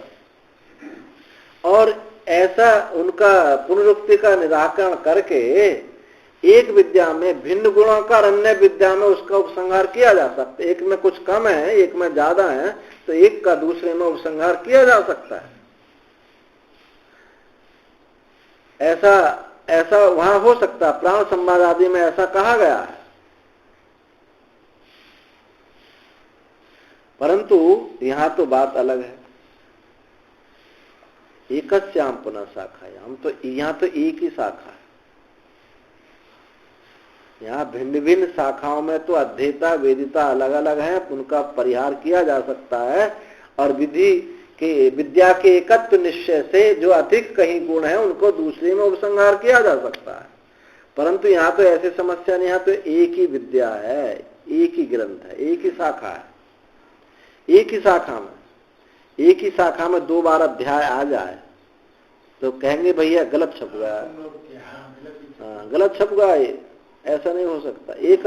एकस्याम पुनः शाखायाम अध्येता और वेदिता भेद के अभाव होने से, वहां अध्येता और वेदिता अलग अलग नहीं है, एक ही है। अध्येता वेदिता एक होने से अशक्यम परिहारे, वहां तो पुनरुक्ति का परिहार संभव नहीं है, पुनरुक्ति हटाई नहीं जा सकती वहां, क्योंकि अध्येता वेदिता एक ही है। न विपकृष्ट देशस्थ एका विद्या भवितुम अर्हति, न विपकृष्ट देशस्थ का एक विद्या भवितुम अर्हति।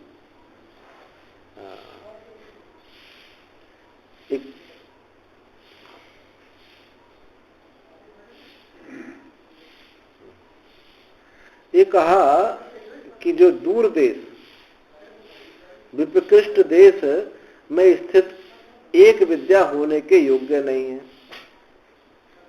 विपकृष्ट माने दूर देश, दूर देश में एक विद्या होना संभव नहीं है। एक कुछ हिस्सा यहाँ कह दिया, बीच में कुछ और आ गया, फिर आगे कह दिया। विपकृष्ट देश माने व्यवहित देश, दूसरे देश में होने से विपकृष्ट देशस्थ का विद्या भवितुम अर्हति, एक विद्या नहीं हो सकती, दूर देश में स्थित हो गई। दूर स्थान में स्थित दोनों का एक विद्या हो ऐसा नहीं कहा जा सकता। एक विद्या यहाँ है, अब फिर उसको बीच में और कुछ चैप्टर नए आ गए, फिर आगे कह दी तो वो एक विद्या, उसको बीच में व्यवधान आने वजह से विपकृष्ट दूर देश होने की वजह से उसको एक विद्या नहीं कहा जा सकता। न चाहे अत्र एकम आमनाम विद्या विधानार्थम अपरम गुण विधानार्थम इति विभाग संभवति। और कहो कि एक जगह विद्या का विधान करने के लिए है, दूसरे में गुण का विधान करने के लिए, ऐसा विभाग भी संभव नहीं हो सकता। तदा ही अतिरिक्ता एव गुणा इतरत्र आमनायरन न समाना समानापि तदुभयत्र आमनायते मनोमयत्वादि तस्मान् न अन्योन्यम गुणोपसंहार। तद अतिरिक्त जो गुण है, एक जगह अतिरिक्त गुण इतरत्र, और एक जगह दूसरे जो गुण कहे गए हैं,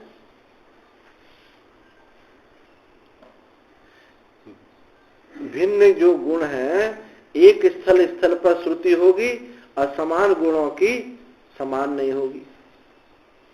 अतिरिक्त गुण जो है इतरत्र अलग अलग, वो आमनायरन कहे जाने, न समान समान अपि, वो समान समान में नहीं कहे जा सकते, भिन्न भिन्न में ही कहे जा सकते हैं। ऐसी अवस्थिति में जो भिन्न गुणों की, ये भिन्न गुणों का स्थल पर श्रुति होगी, समान गुणों की स्थल पर नहीं होगी। वहां भी वही गुण हो और वहां भी वही गुण, ऐसा नहीं होगा, भिन्न भिन्न गुण ही होंगे। अतः उभयत्र आमनायते मनोमयत्वात्, किंतु यहाँ तो क्या है, मनोमयत्व आदि दोनों जगह है, मनोमयत्व आदि दोनों जगह लिए हैं। ऐसा होता तो मान लिया जाता कि अतिरिक्त गुण जो है, भिन्न भिन्न जो गुण है, वो स्थल दूसरी जगह श्रुति होती और समान गुणों की दूसरी जगह श्रुति होती, तब तो ऐसा मान लिया जा सकता था कि एक के गुण दूसरे जगह उपसंहार कर लो। परंतु यहाँ तो उभयत दोनों गुण दोनों जगह कहे गए हैं, यहाँ भी कहे गए हैं और वहां भी कहे गए हैं। यदि उनको एक मानते हैं तो पुनरुक्ति होगी, तो इसलिए उनको भिन्न भिन्न ही मानना चाहिए। तस्मान नान्योन्यम गुण उपसंहारा, इसलिए उनके एक के गुण दूसरे में उपसंहार नहीं हो सकते, क्योंकि दोनों गुण दोनों जगह हैं। तो इसलिए मैं विद्याओं को अलग अलग ही मानता हूं। एक ही शाखा में दो जगह पढ़ी विद्या मैं अलग अलग ही मानूंगा, ये पूर्व पक्षी ने कहा।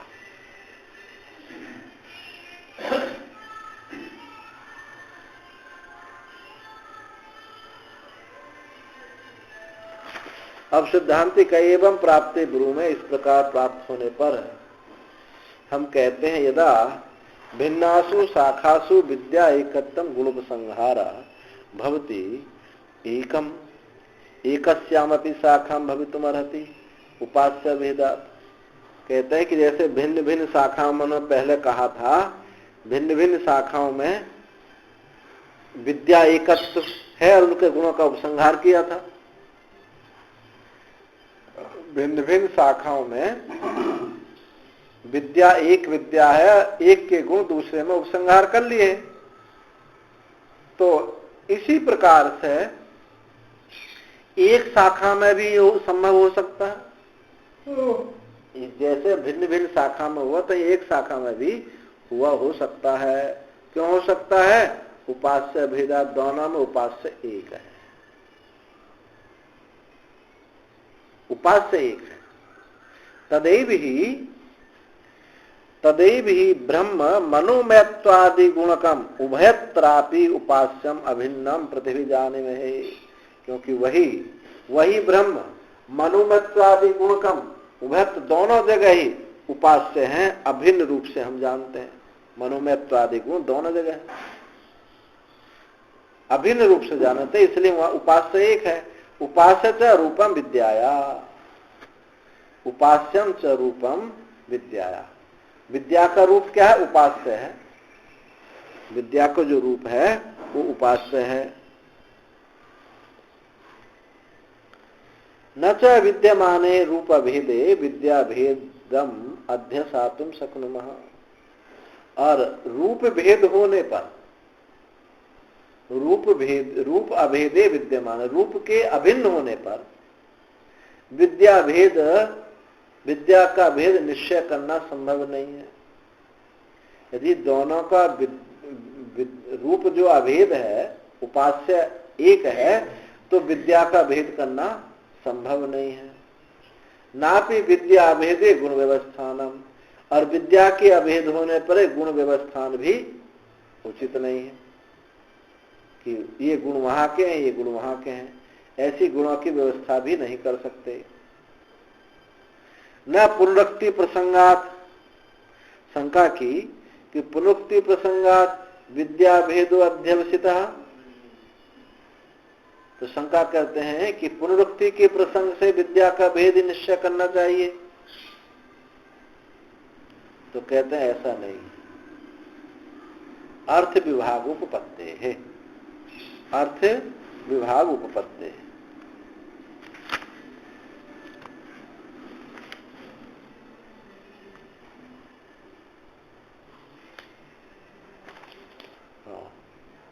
अर्थ विभाग उपपत्ते है। अर्थ का विभाग प्राप्त होता है। एकम ही आमनम, क्या अर्थ का विभाग क्या है? कि एकम ही आमनम विद्या विधानार्थम अपरम गुण विधानार्थम। एक जगह विद्या के विधान के लिए कहा गया है और दूसरी जगह गुण के विधान के लिए कहा गया है। न किंचन नोपपद्यते, इसलिए अनुपन्नता कुछ भी नहीं है, असिद्धि यहाँ कुछ भी नहीं है। शंका करता है कि ननु एवं सती यद अपठितम अग्नि रहस्य तदे बृहदारण्य के पठितव्यम। इस प्रकार होने पर जो अग्नि रहस्य में नहीं पढ़ा गया और वही बृहदारण्यक में पढ़ना चाहिए। शंका करती कि जो अग्नि रहस्य में नहीं पढ़ा गया और वही बृहदारण्यक में पढ़ना चाहिए। सा ऐसा सर्वस्व ईशाना,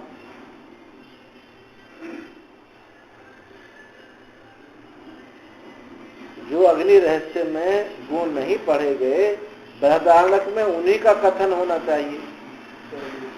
जो अग्नि रहस्य में पढ़े नहीं गए, जो बृहद उसमें है पढ़े नहीं गए, बृहदारण्यक में उन्हीं का कथन होना चाहिए। कौन कौन से नहीं पढ़े गए? स ईसा सर्वस्व ईशाना, वह यह सबका स्वामी है, अधिपति है, ये उन्हीं का होना चाहिए। पर मनोमयत्वादि दोनों जगह ले लिए, एक जगह सर्व ईशान आदि नहीं पढ़ेगे, मनोमयत्वादि दोनों का जगह ले लिए।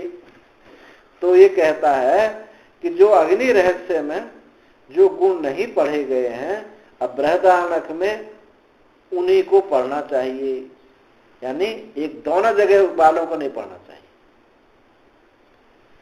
वह यह सबका स्वामी है। और मनोमय इत्यादि जो पढ़े गए हैं उन्हें नहीं पढ़ना चाहिए, जो नहीं पढ़े गए हैं उनको पढ़ना चाहिए। जो दोनों जगह पढ़े गए उनको क्यों पढ़ना चाहिए? जब तू पठितम मनोमयत्वादि तन न पठितव्यम, उनको नहीं पढ़ना चाहिए। भाई वहां जो गुण लेते तो उनको छोड़ देना चाहिए था। वहां मनोमयत्वादि गुण बृहदारण्यक में लिए, बात से नहीं में, और यहां भी ले लिए। तो वो कहता है कि जो वहां पढ़े गए थे उनको यहां नहीं लेना चाहिए। तो कहते हैं नहीं सदोष, ऐसा दोष नहीं। तद बले नैव प्रदेशांतर पठित विद्या प्रतिविज्ञाना। उसने कहा ये वो नहीं गुण होते तो हम कैसे कहते कि विद्या एक है? अगर ये गुण वहां है, यहां भी है, तभी तो दोनों की एकता सिद्ध कर रहे हैं। नहीं तो एकता कैसे सिद्ध करते? तब तो विद्या दोनों अलग अलग नहीं कह देते हैं। उसके बल से ही दूसरी जगह पढ़ी गई विद्या की प्रतिविज्ञान होता है कि भैया वही विद्या है। समान गुण आमनेन ही विप्रकृष्ट देशाम सांडिल्य विद्याम प्रतिविज्ञाता तस्याम ईशानत्वादि उपदिश्यते। समान गुण, श्रुति से जो समान गुण कहा श्रुति के द्वारा, वो विप्रकृष्ट दूर देश में, यानी सांडिल्य विप्रकृष्ट देशाम सांडिल्य विद्या में जो जाने गए उन्हीं का यहाँ ईशानत्वादि उपदेश हुआ है। अन्यथा ही कथम तस्यायम गुण विधि अविधीयते। अन्यथा उसका ये गुण है, उसकी ये गुण विधि है, ऐसा कैसे कहा जा सकता था? वहां मनोमयत्वादि हैं, तभी हमने विद्या एक मानी और उसके गुणों को यहाँ उपसंहार कर लिया। यदि वहां ऐसा नहीं होता तो हम कैसे कहते कि ये विद्या एक है? जो दूर देश में पढ़ी हुई सांडिल्य विद्या को प्रतिविज्ञा करके, उसकी स्मृति करके ही उसका ही ईशानत्वादि का यहाँ उपदेश किया गया है। अन्यथा उसका यह, उसके ये गुण विधि है, ऐसा कैसे विधान किया जाता? अपीच, और भी कहते हैं, अप्राप्त अंश उपदेशेन अर्थवती, वाक्य संजाते प्राप्त अंश परामर्शस्य नित्य अनुवादतया भी उपपाद्यमानत्वात् न तद्बलेन प्रतिविज्ञा अपेक्षितुं शक्यते। अप्राप्त अंश के उपदेश से, यहां जो प्राप्त नहीं है, अप्राप्त अंश के उपदेश से, वाक्य के अर्थवान होने से प्राप्त अंश का परामर्श किया जाता है। प्राप्त अंश का परामर्श नित्य अनुवाद रूप से उत्पन्न होता है। एक जगह कुछ गुण अप्राप्त हैं और एक जगह दोनों प्राप्त हैं। दोनों जगह कुछ प्राप्त है और कुछ एक जगह प्राप्त नहीं है। तो कि जो अप्राप्त अंश के उपदेश से वाक्य के अर्थवान होने से वाक्य अर्थवान हो जाता है, अंश का परामर्श किया जाता है कि ये वही है, उसी विद्या है। अंश का परामर्श नित्य अनुवाद रूप से उत्पन्न हो जाता है। उसके बल से ही प्रतिविज्ञा अपेक्षितुं शक्यते, उसके बल से ही प्रतिविज्ञा की उपेक्षा नहीं की जा सकती। उन्हीं मनोमयत्वादि के बल से उसकी प्रतिविज्ञा की, उसकी स्मृति की हम उपेक्षा नहीं कर सकते हैं। यदि ये नहीं होते तब तो हम कहते दोनों विद्या अलग अलग है।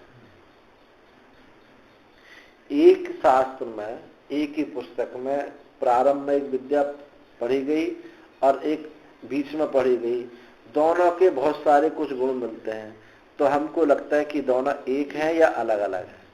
अब कहें कि अलग अलग हैं, अलग अलग इसलिए है, कहता है कि भाई ये दो बात क्यों कही गई, परंतु दोनों कुछ गुण मिलते हैं तो भी बेहद, तो दोनों का उपास्य एक है, गुण भी मिलते हैं, तो दोनों एक विद्या है। फिर अलग अलग क्यों कही गई, तो उसके लिए कहा गया कि पहले तो उस विद्या का विधान किया गया, अब फिर उसके गुणों का उसमें विधान किया गया। तो वहां जो कुछ गुण थे, यहाँ कुछ गुण थे, वो कहते हैं कि दो जगह जो गुण हैं, एक जगह कुछ गुण नहीं कहे गए, तो जो गुण नहीं कहे गए उनको वहां कहना चाहिए, और जो वहां कहे गए उनको वहां नहीं कहना चाहिए। तो कहते हैं कि अगर वो गुण वहां नहीं कहे जाते तो हम दोनों विद्याओं की एकता कैसे मानते? गुणों से एकता हुई है, एकता माने हैं। तो इसलिए जो अप्राप्त अंश है, जो अप्राप्त अंश है, अप्राप्त अंश के उपदेश से ही उसकी अर्थवत्ता होती है। यदि वो अंश वहां पूरे होते तो हम उनका उपसंहार हम नहीं कर सकते थे। अप्राप्त अंश के उपदेश से ही वाक्य के अर्थवान होने पर प्राप्त अंश का परामर्श हो जाता है कि ये वही विद्या है, और उसी के बल से उस प्रतिविज्ञा की उपेक्षा हम, उस स्मृति की वही विद्या है, इस प्रतिविज्ञा की उपेक्षा हम नहीं कर सकते। इसलिए तस्माद अत्र समान आयाम अति शाखायाम विद्या एकत्व गुण उपसंहार इति उपवर्णन। इसलिए समान विद्या में, समान शाखा में विद्या का एकत्व और गुण उपसंहार ये सिद्ध हो जाता है।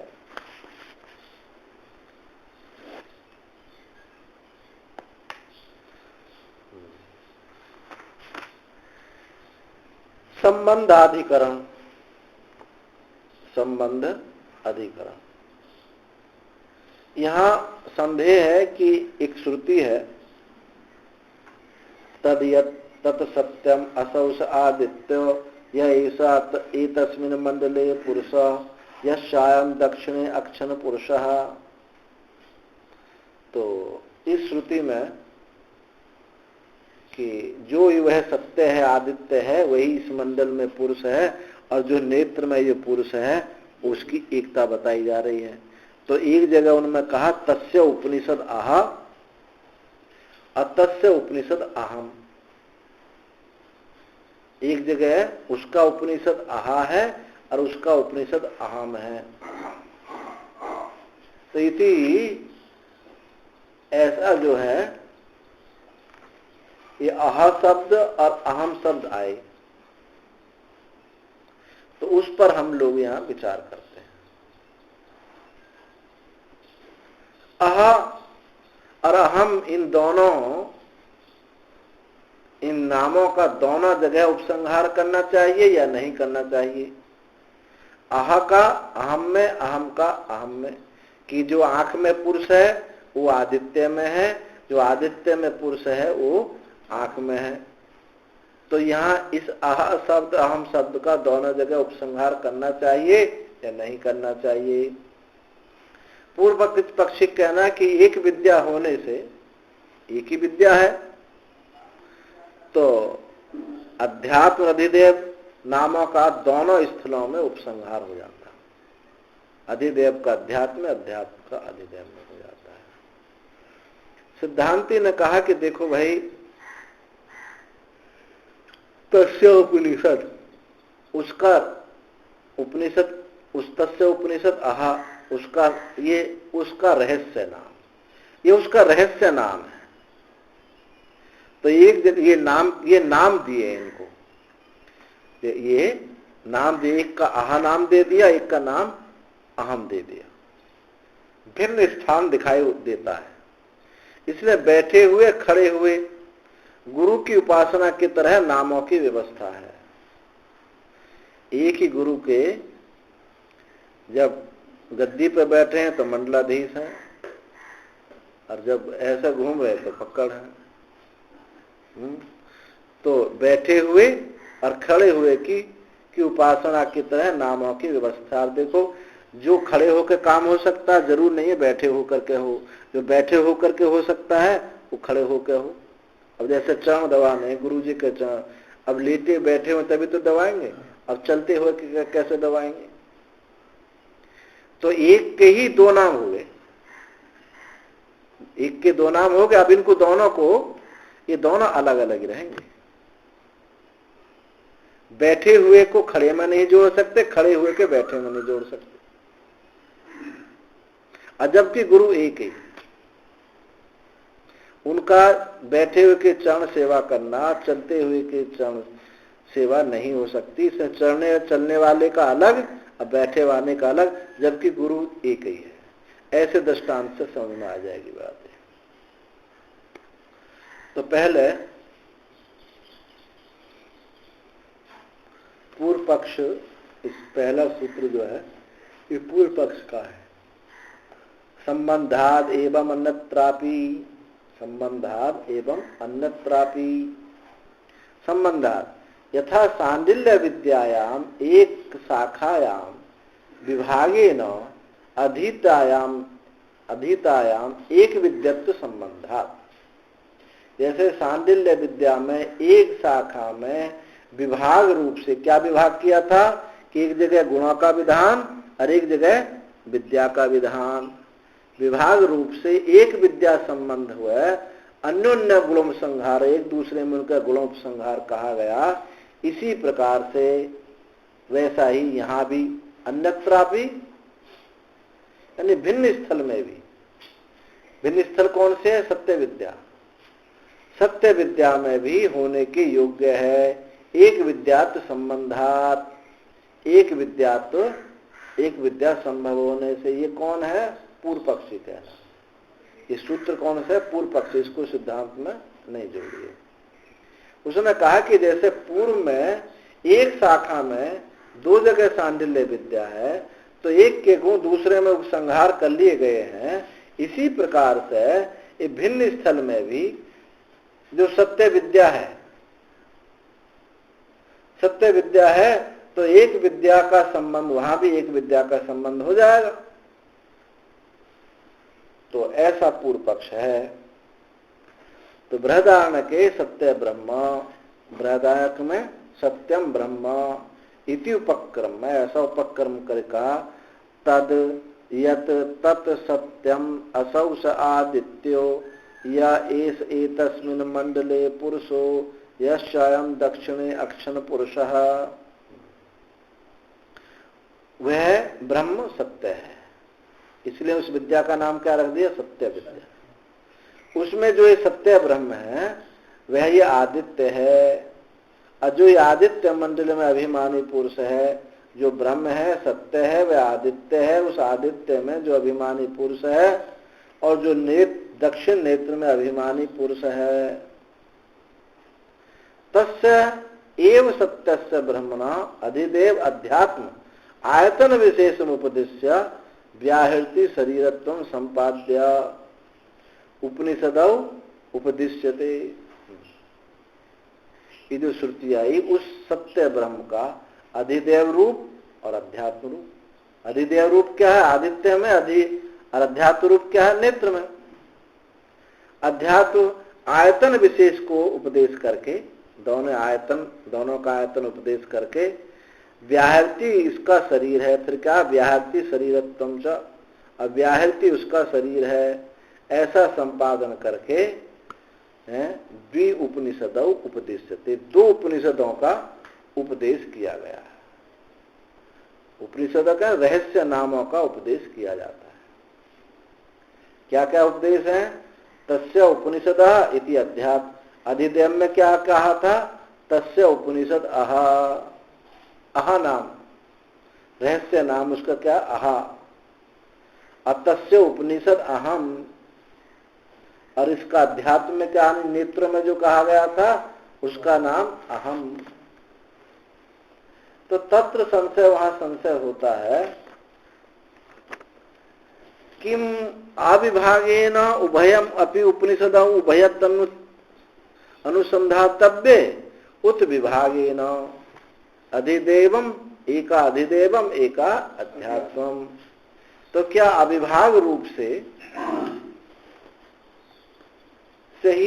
विभाग रूप से दोनों में ये उपनिषद, क्या अविभाग रूप से दोनों में ये जो उपनिषद है नाम है, दोनों जगह उसका अनुसंधान करना चाहिए, अथवा विभाग रूप से एक अधिदेव का है एक अध्यात्म का, ऐसा करना चाहिए? दोनों जगह उसको मान लेना चाहिए, अथवा अध्यात्म का अध्यात्म है और अधिदेव का अधिदेव में, ऐसा मानना चाहिए?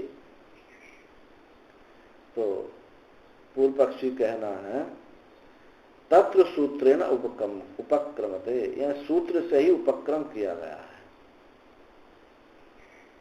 यथा सांडिल्य विद्याम विभागेनापि अधितायाम गुणोपसंहार उक्ता, जैसे सांडिल्य विद्या में विभाग से क्या विभाग किए थे? एक तो विभाग था गुणों का उपसंहार, एक था विद्या का विधान। विभाग से भी पढ़े जाने पर गुण उपसंहार कहा गया है। इसी प्रकार अन्यत्रापि, दूसरी जगह भी, दूसरी जगह कौन है? सत्य विद्या में, सत्य विद्या का इसी प्रकार की सत्य विद्या में भी वही विषय यही है, ऐसा होना चाहिए। एक विद्या विसंबंधात, एक विद्या के संबंध होने से। एका ही हम सत्य विद्या अधिदेवम और अध्यात्म से अधिता, एक यह सत्य विद्या अधिदेव है और अध्यात्म एक अध्यात्म है, ऐसी पढ़ी गई है। उपक्रम भेदात, उपक्रम अभेदात, दोनों का उपक्रम का भेद न होने से और व्यतिसिक्त पाठाच, अपरस्पर संबंध होने से, दोनों के संबंध होने से और उपक्रम के अभेद होने से एक विद्या है। कथम तस्याम उदितो धर्म तस्याम एव न स्यात्, कि एक में कहे गए धर्म दूसरी में क्यों नहीं कहे जा सकते? जैसे आपने पीछे गुणों का उपसंहार किया था। यो ही आचार्य कश्चित, क्योंकि जो कोई आचार्य है, कश्चित कोई अनुगमन आदि आचार उदितः स ग्राम गते अरण्य गते तुल्यवदे भवति। जैसे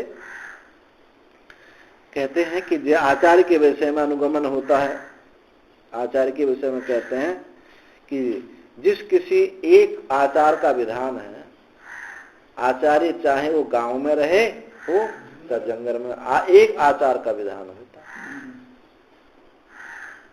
आचार्य के विषय में अनुगमन है, जैसे किसी एक आचार का विधान होता है, तो ऐसा नहीं है कि उस गांव में उसका आचार बदल गया और यहाँ नहीं बदला।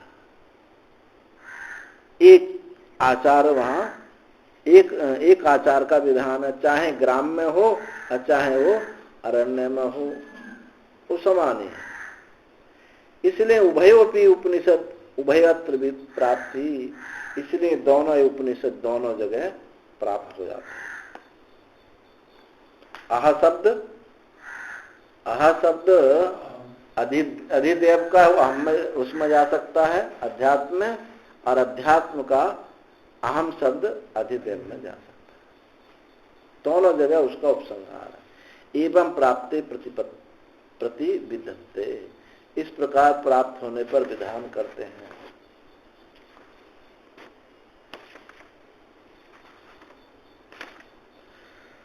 नावा विशेषात, ये सिद्धांत सूत्र, पहला सूत्र का आया था पूर्व पक्षी पर, ये सिद्धांत सूत्र है।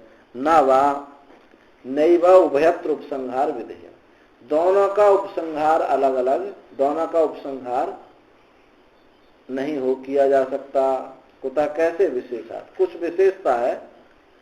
तस्याह इति तस्या अहम इति, एक आहा एक अहम, आयतन विशेष व्यापाश्रयणैव उपनिषदो विशेष उपदेशा, आयतन विशेष के व्यापाश्रय से ही उपनिषदों का विशेष उपदेश है। आश्रय, एक नेत्र को आश्रय किए है, एक आदित्य को आश्रय किए, आयतन विशेष के व्यापाश्रय से ही उपनिषद जो है विशेष उपदेश है। इति न पूर्वोक्त पक्ष से अवसर, जो पूर्व पक्ष जो था कि नहीं एक दूसरे में उपसंहार कर लेना चाहिए, ये संभव नहीं होगा।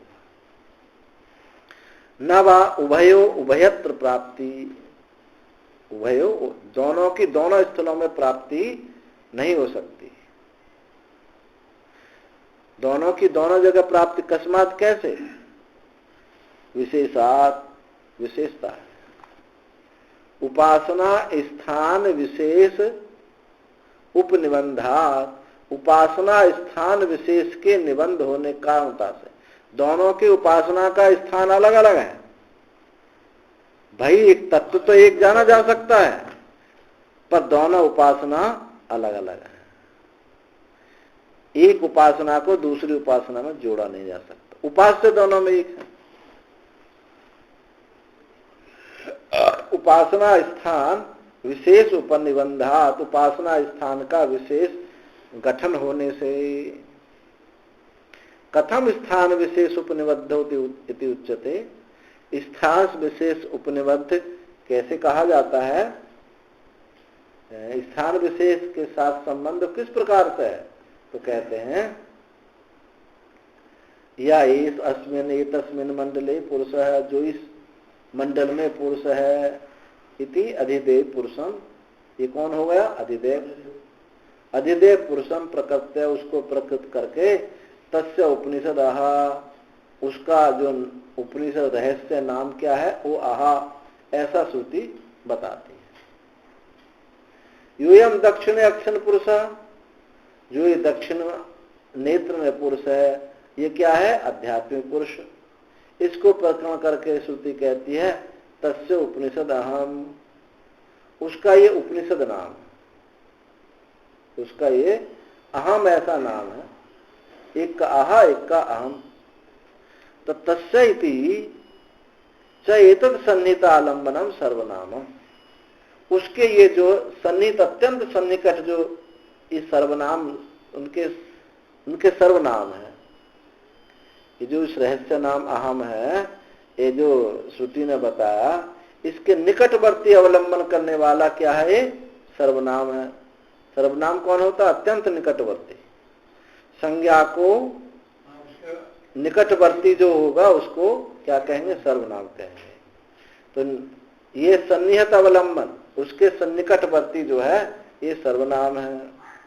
तस्य आयतन विशेष उपाश्रयेण, उसके आयतन विशेष के आश्रय से ही ये दोनों उपनिषद का उपदेश किया जाता है। उन आयतनों की विशेष की आश्रय से, उन आयतन यानी उपाधि विशेष से उनके नाम अलग अलग हैं। जीव चैतन्य ब्रह्म चैतन्य, ये बात ठीक है, लेकिन जीव के जो क्रियाकलाप वाच्यार्थ है, क्या ब्रह्म के हो जाएंगे? बस इतनी बात यहां कही जा रही है। कुतः, कैसे? उभयो उभयत्र प्राप्ति, कैसे?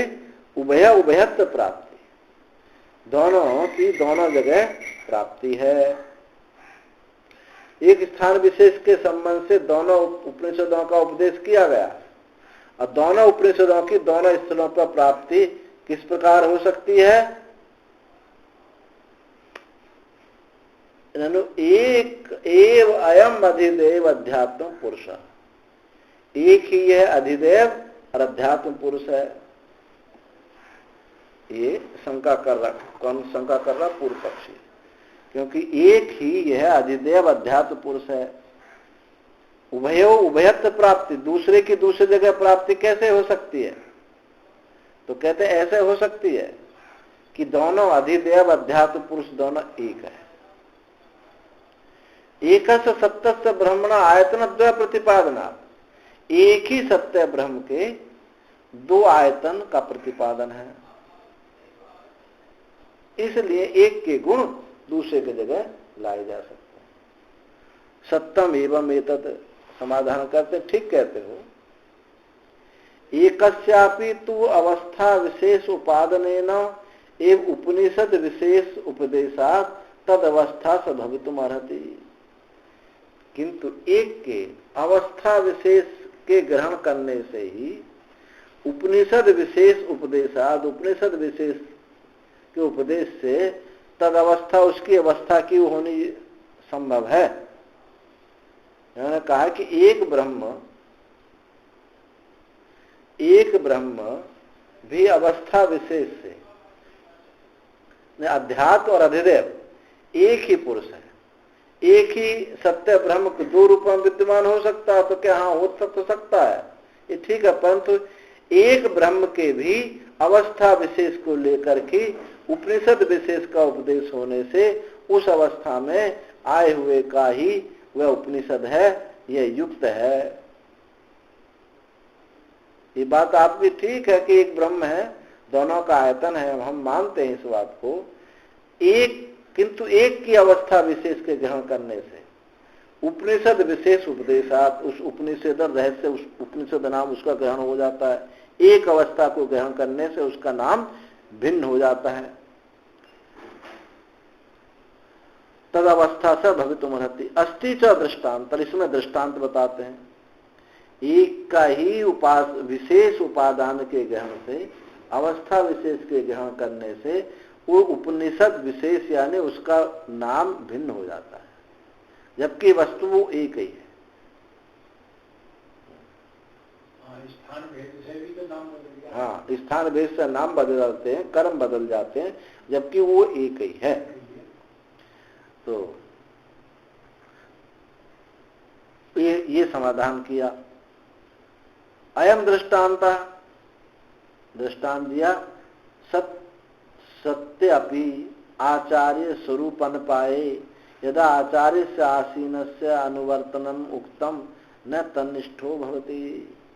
दृष्टांत ये कि दृष्टांत है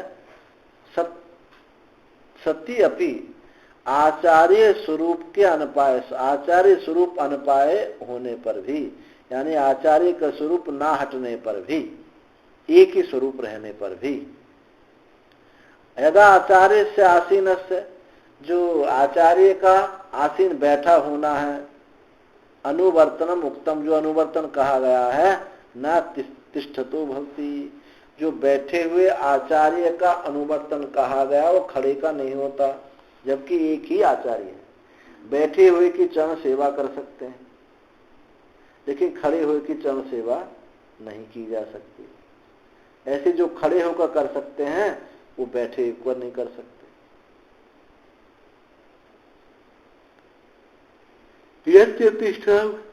जो खड़ा हुआ कहा गया न तदासीनम, वो बैठे का नहीं हो सकता। इसलिए ग्राम अरण्य हो तो आचार्य स्वरूप अनुपाया, ग्राम और जंगल में आचार्य का स्वरूप अनुपायी होने से, अविनाशी होने से, वही स्वरूप होने से तत्स्वरूप अनुबद्धस्य धर्मस्य ग्राम अरण्यकत विशेष अभावात उभयत तुल्यवद भाव इति अदृष्टान्तः।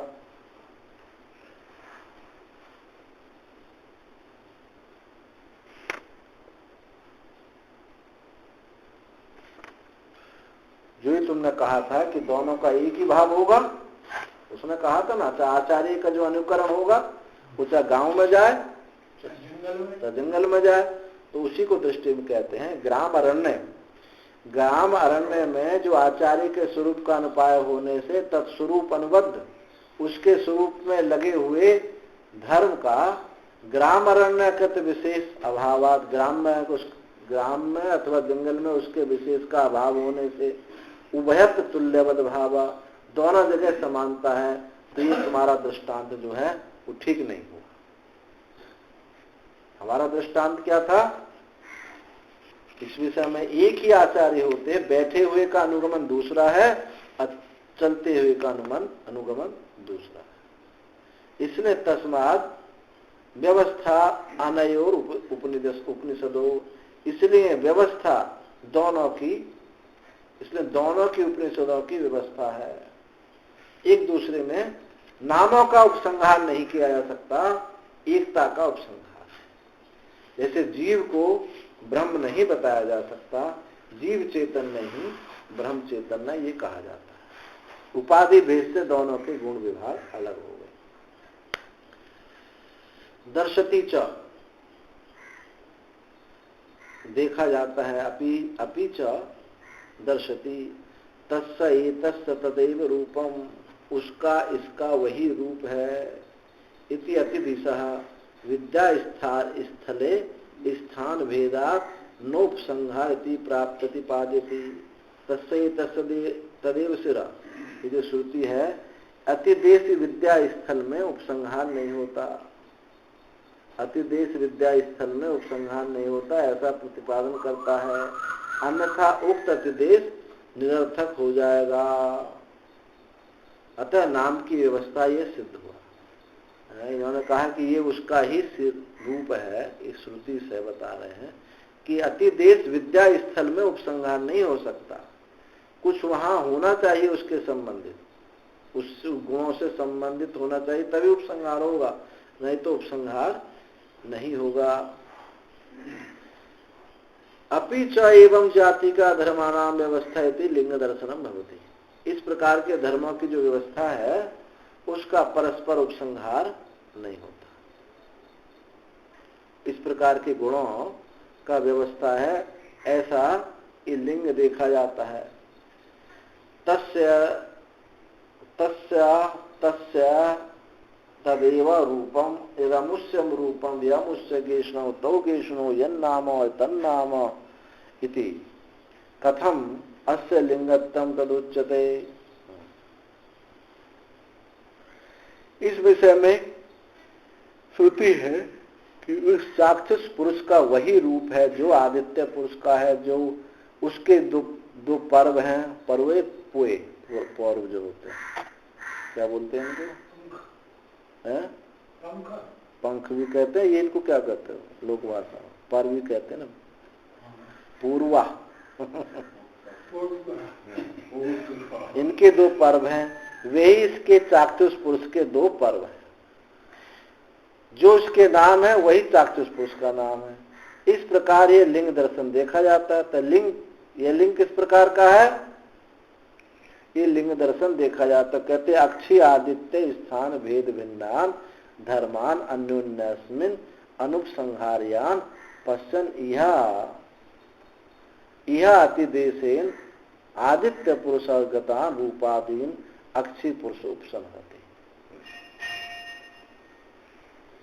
ये लिंग किस प्रकार है? तो कहते हैं अक्षी आंख में और आदित्य, इन स्थान भेदों से भिन्न धर्म अन्योन्य में उपसंहार नहीं किए जा सकते। उपाधि युक्त धर्म दूसरी उपाधि में नहीं लाए जा सकते। ऐसा देखकर श्रुति आदित्य पुरुष में स्थित रूप आदि धर्मों का यहाँ अति देश से अक्षी पुरुष में उपसंहार करती है।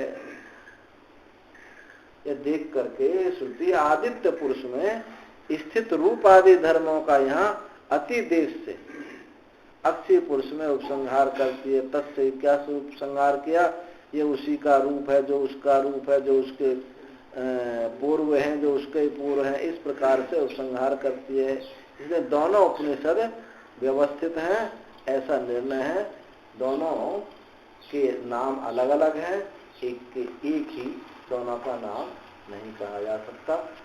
विद्या एक है, उपास्य एक है, लेकिन जो नाम व्यवस्था है उनकी अलग अलग। ओम पूर्णमदः पूर्णमिदं पूर्णात् पूर्णमुदच्यते पूर्णस्य पूर्णमादाय पूर्णमेवावशिष्यते। सर्वे भवन्तु सुखिनः, सर्वे सन्तु निरामयाः, सर्वे भद्राणि पश्यन्तु मा कश्चित् दुःखभाग् भवेत्। ओम शांति शांति शांति।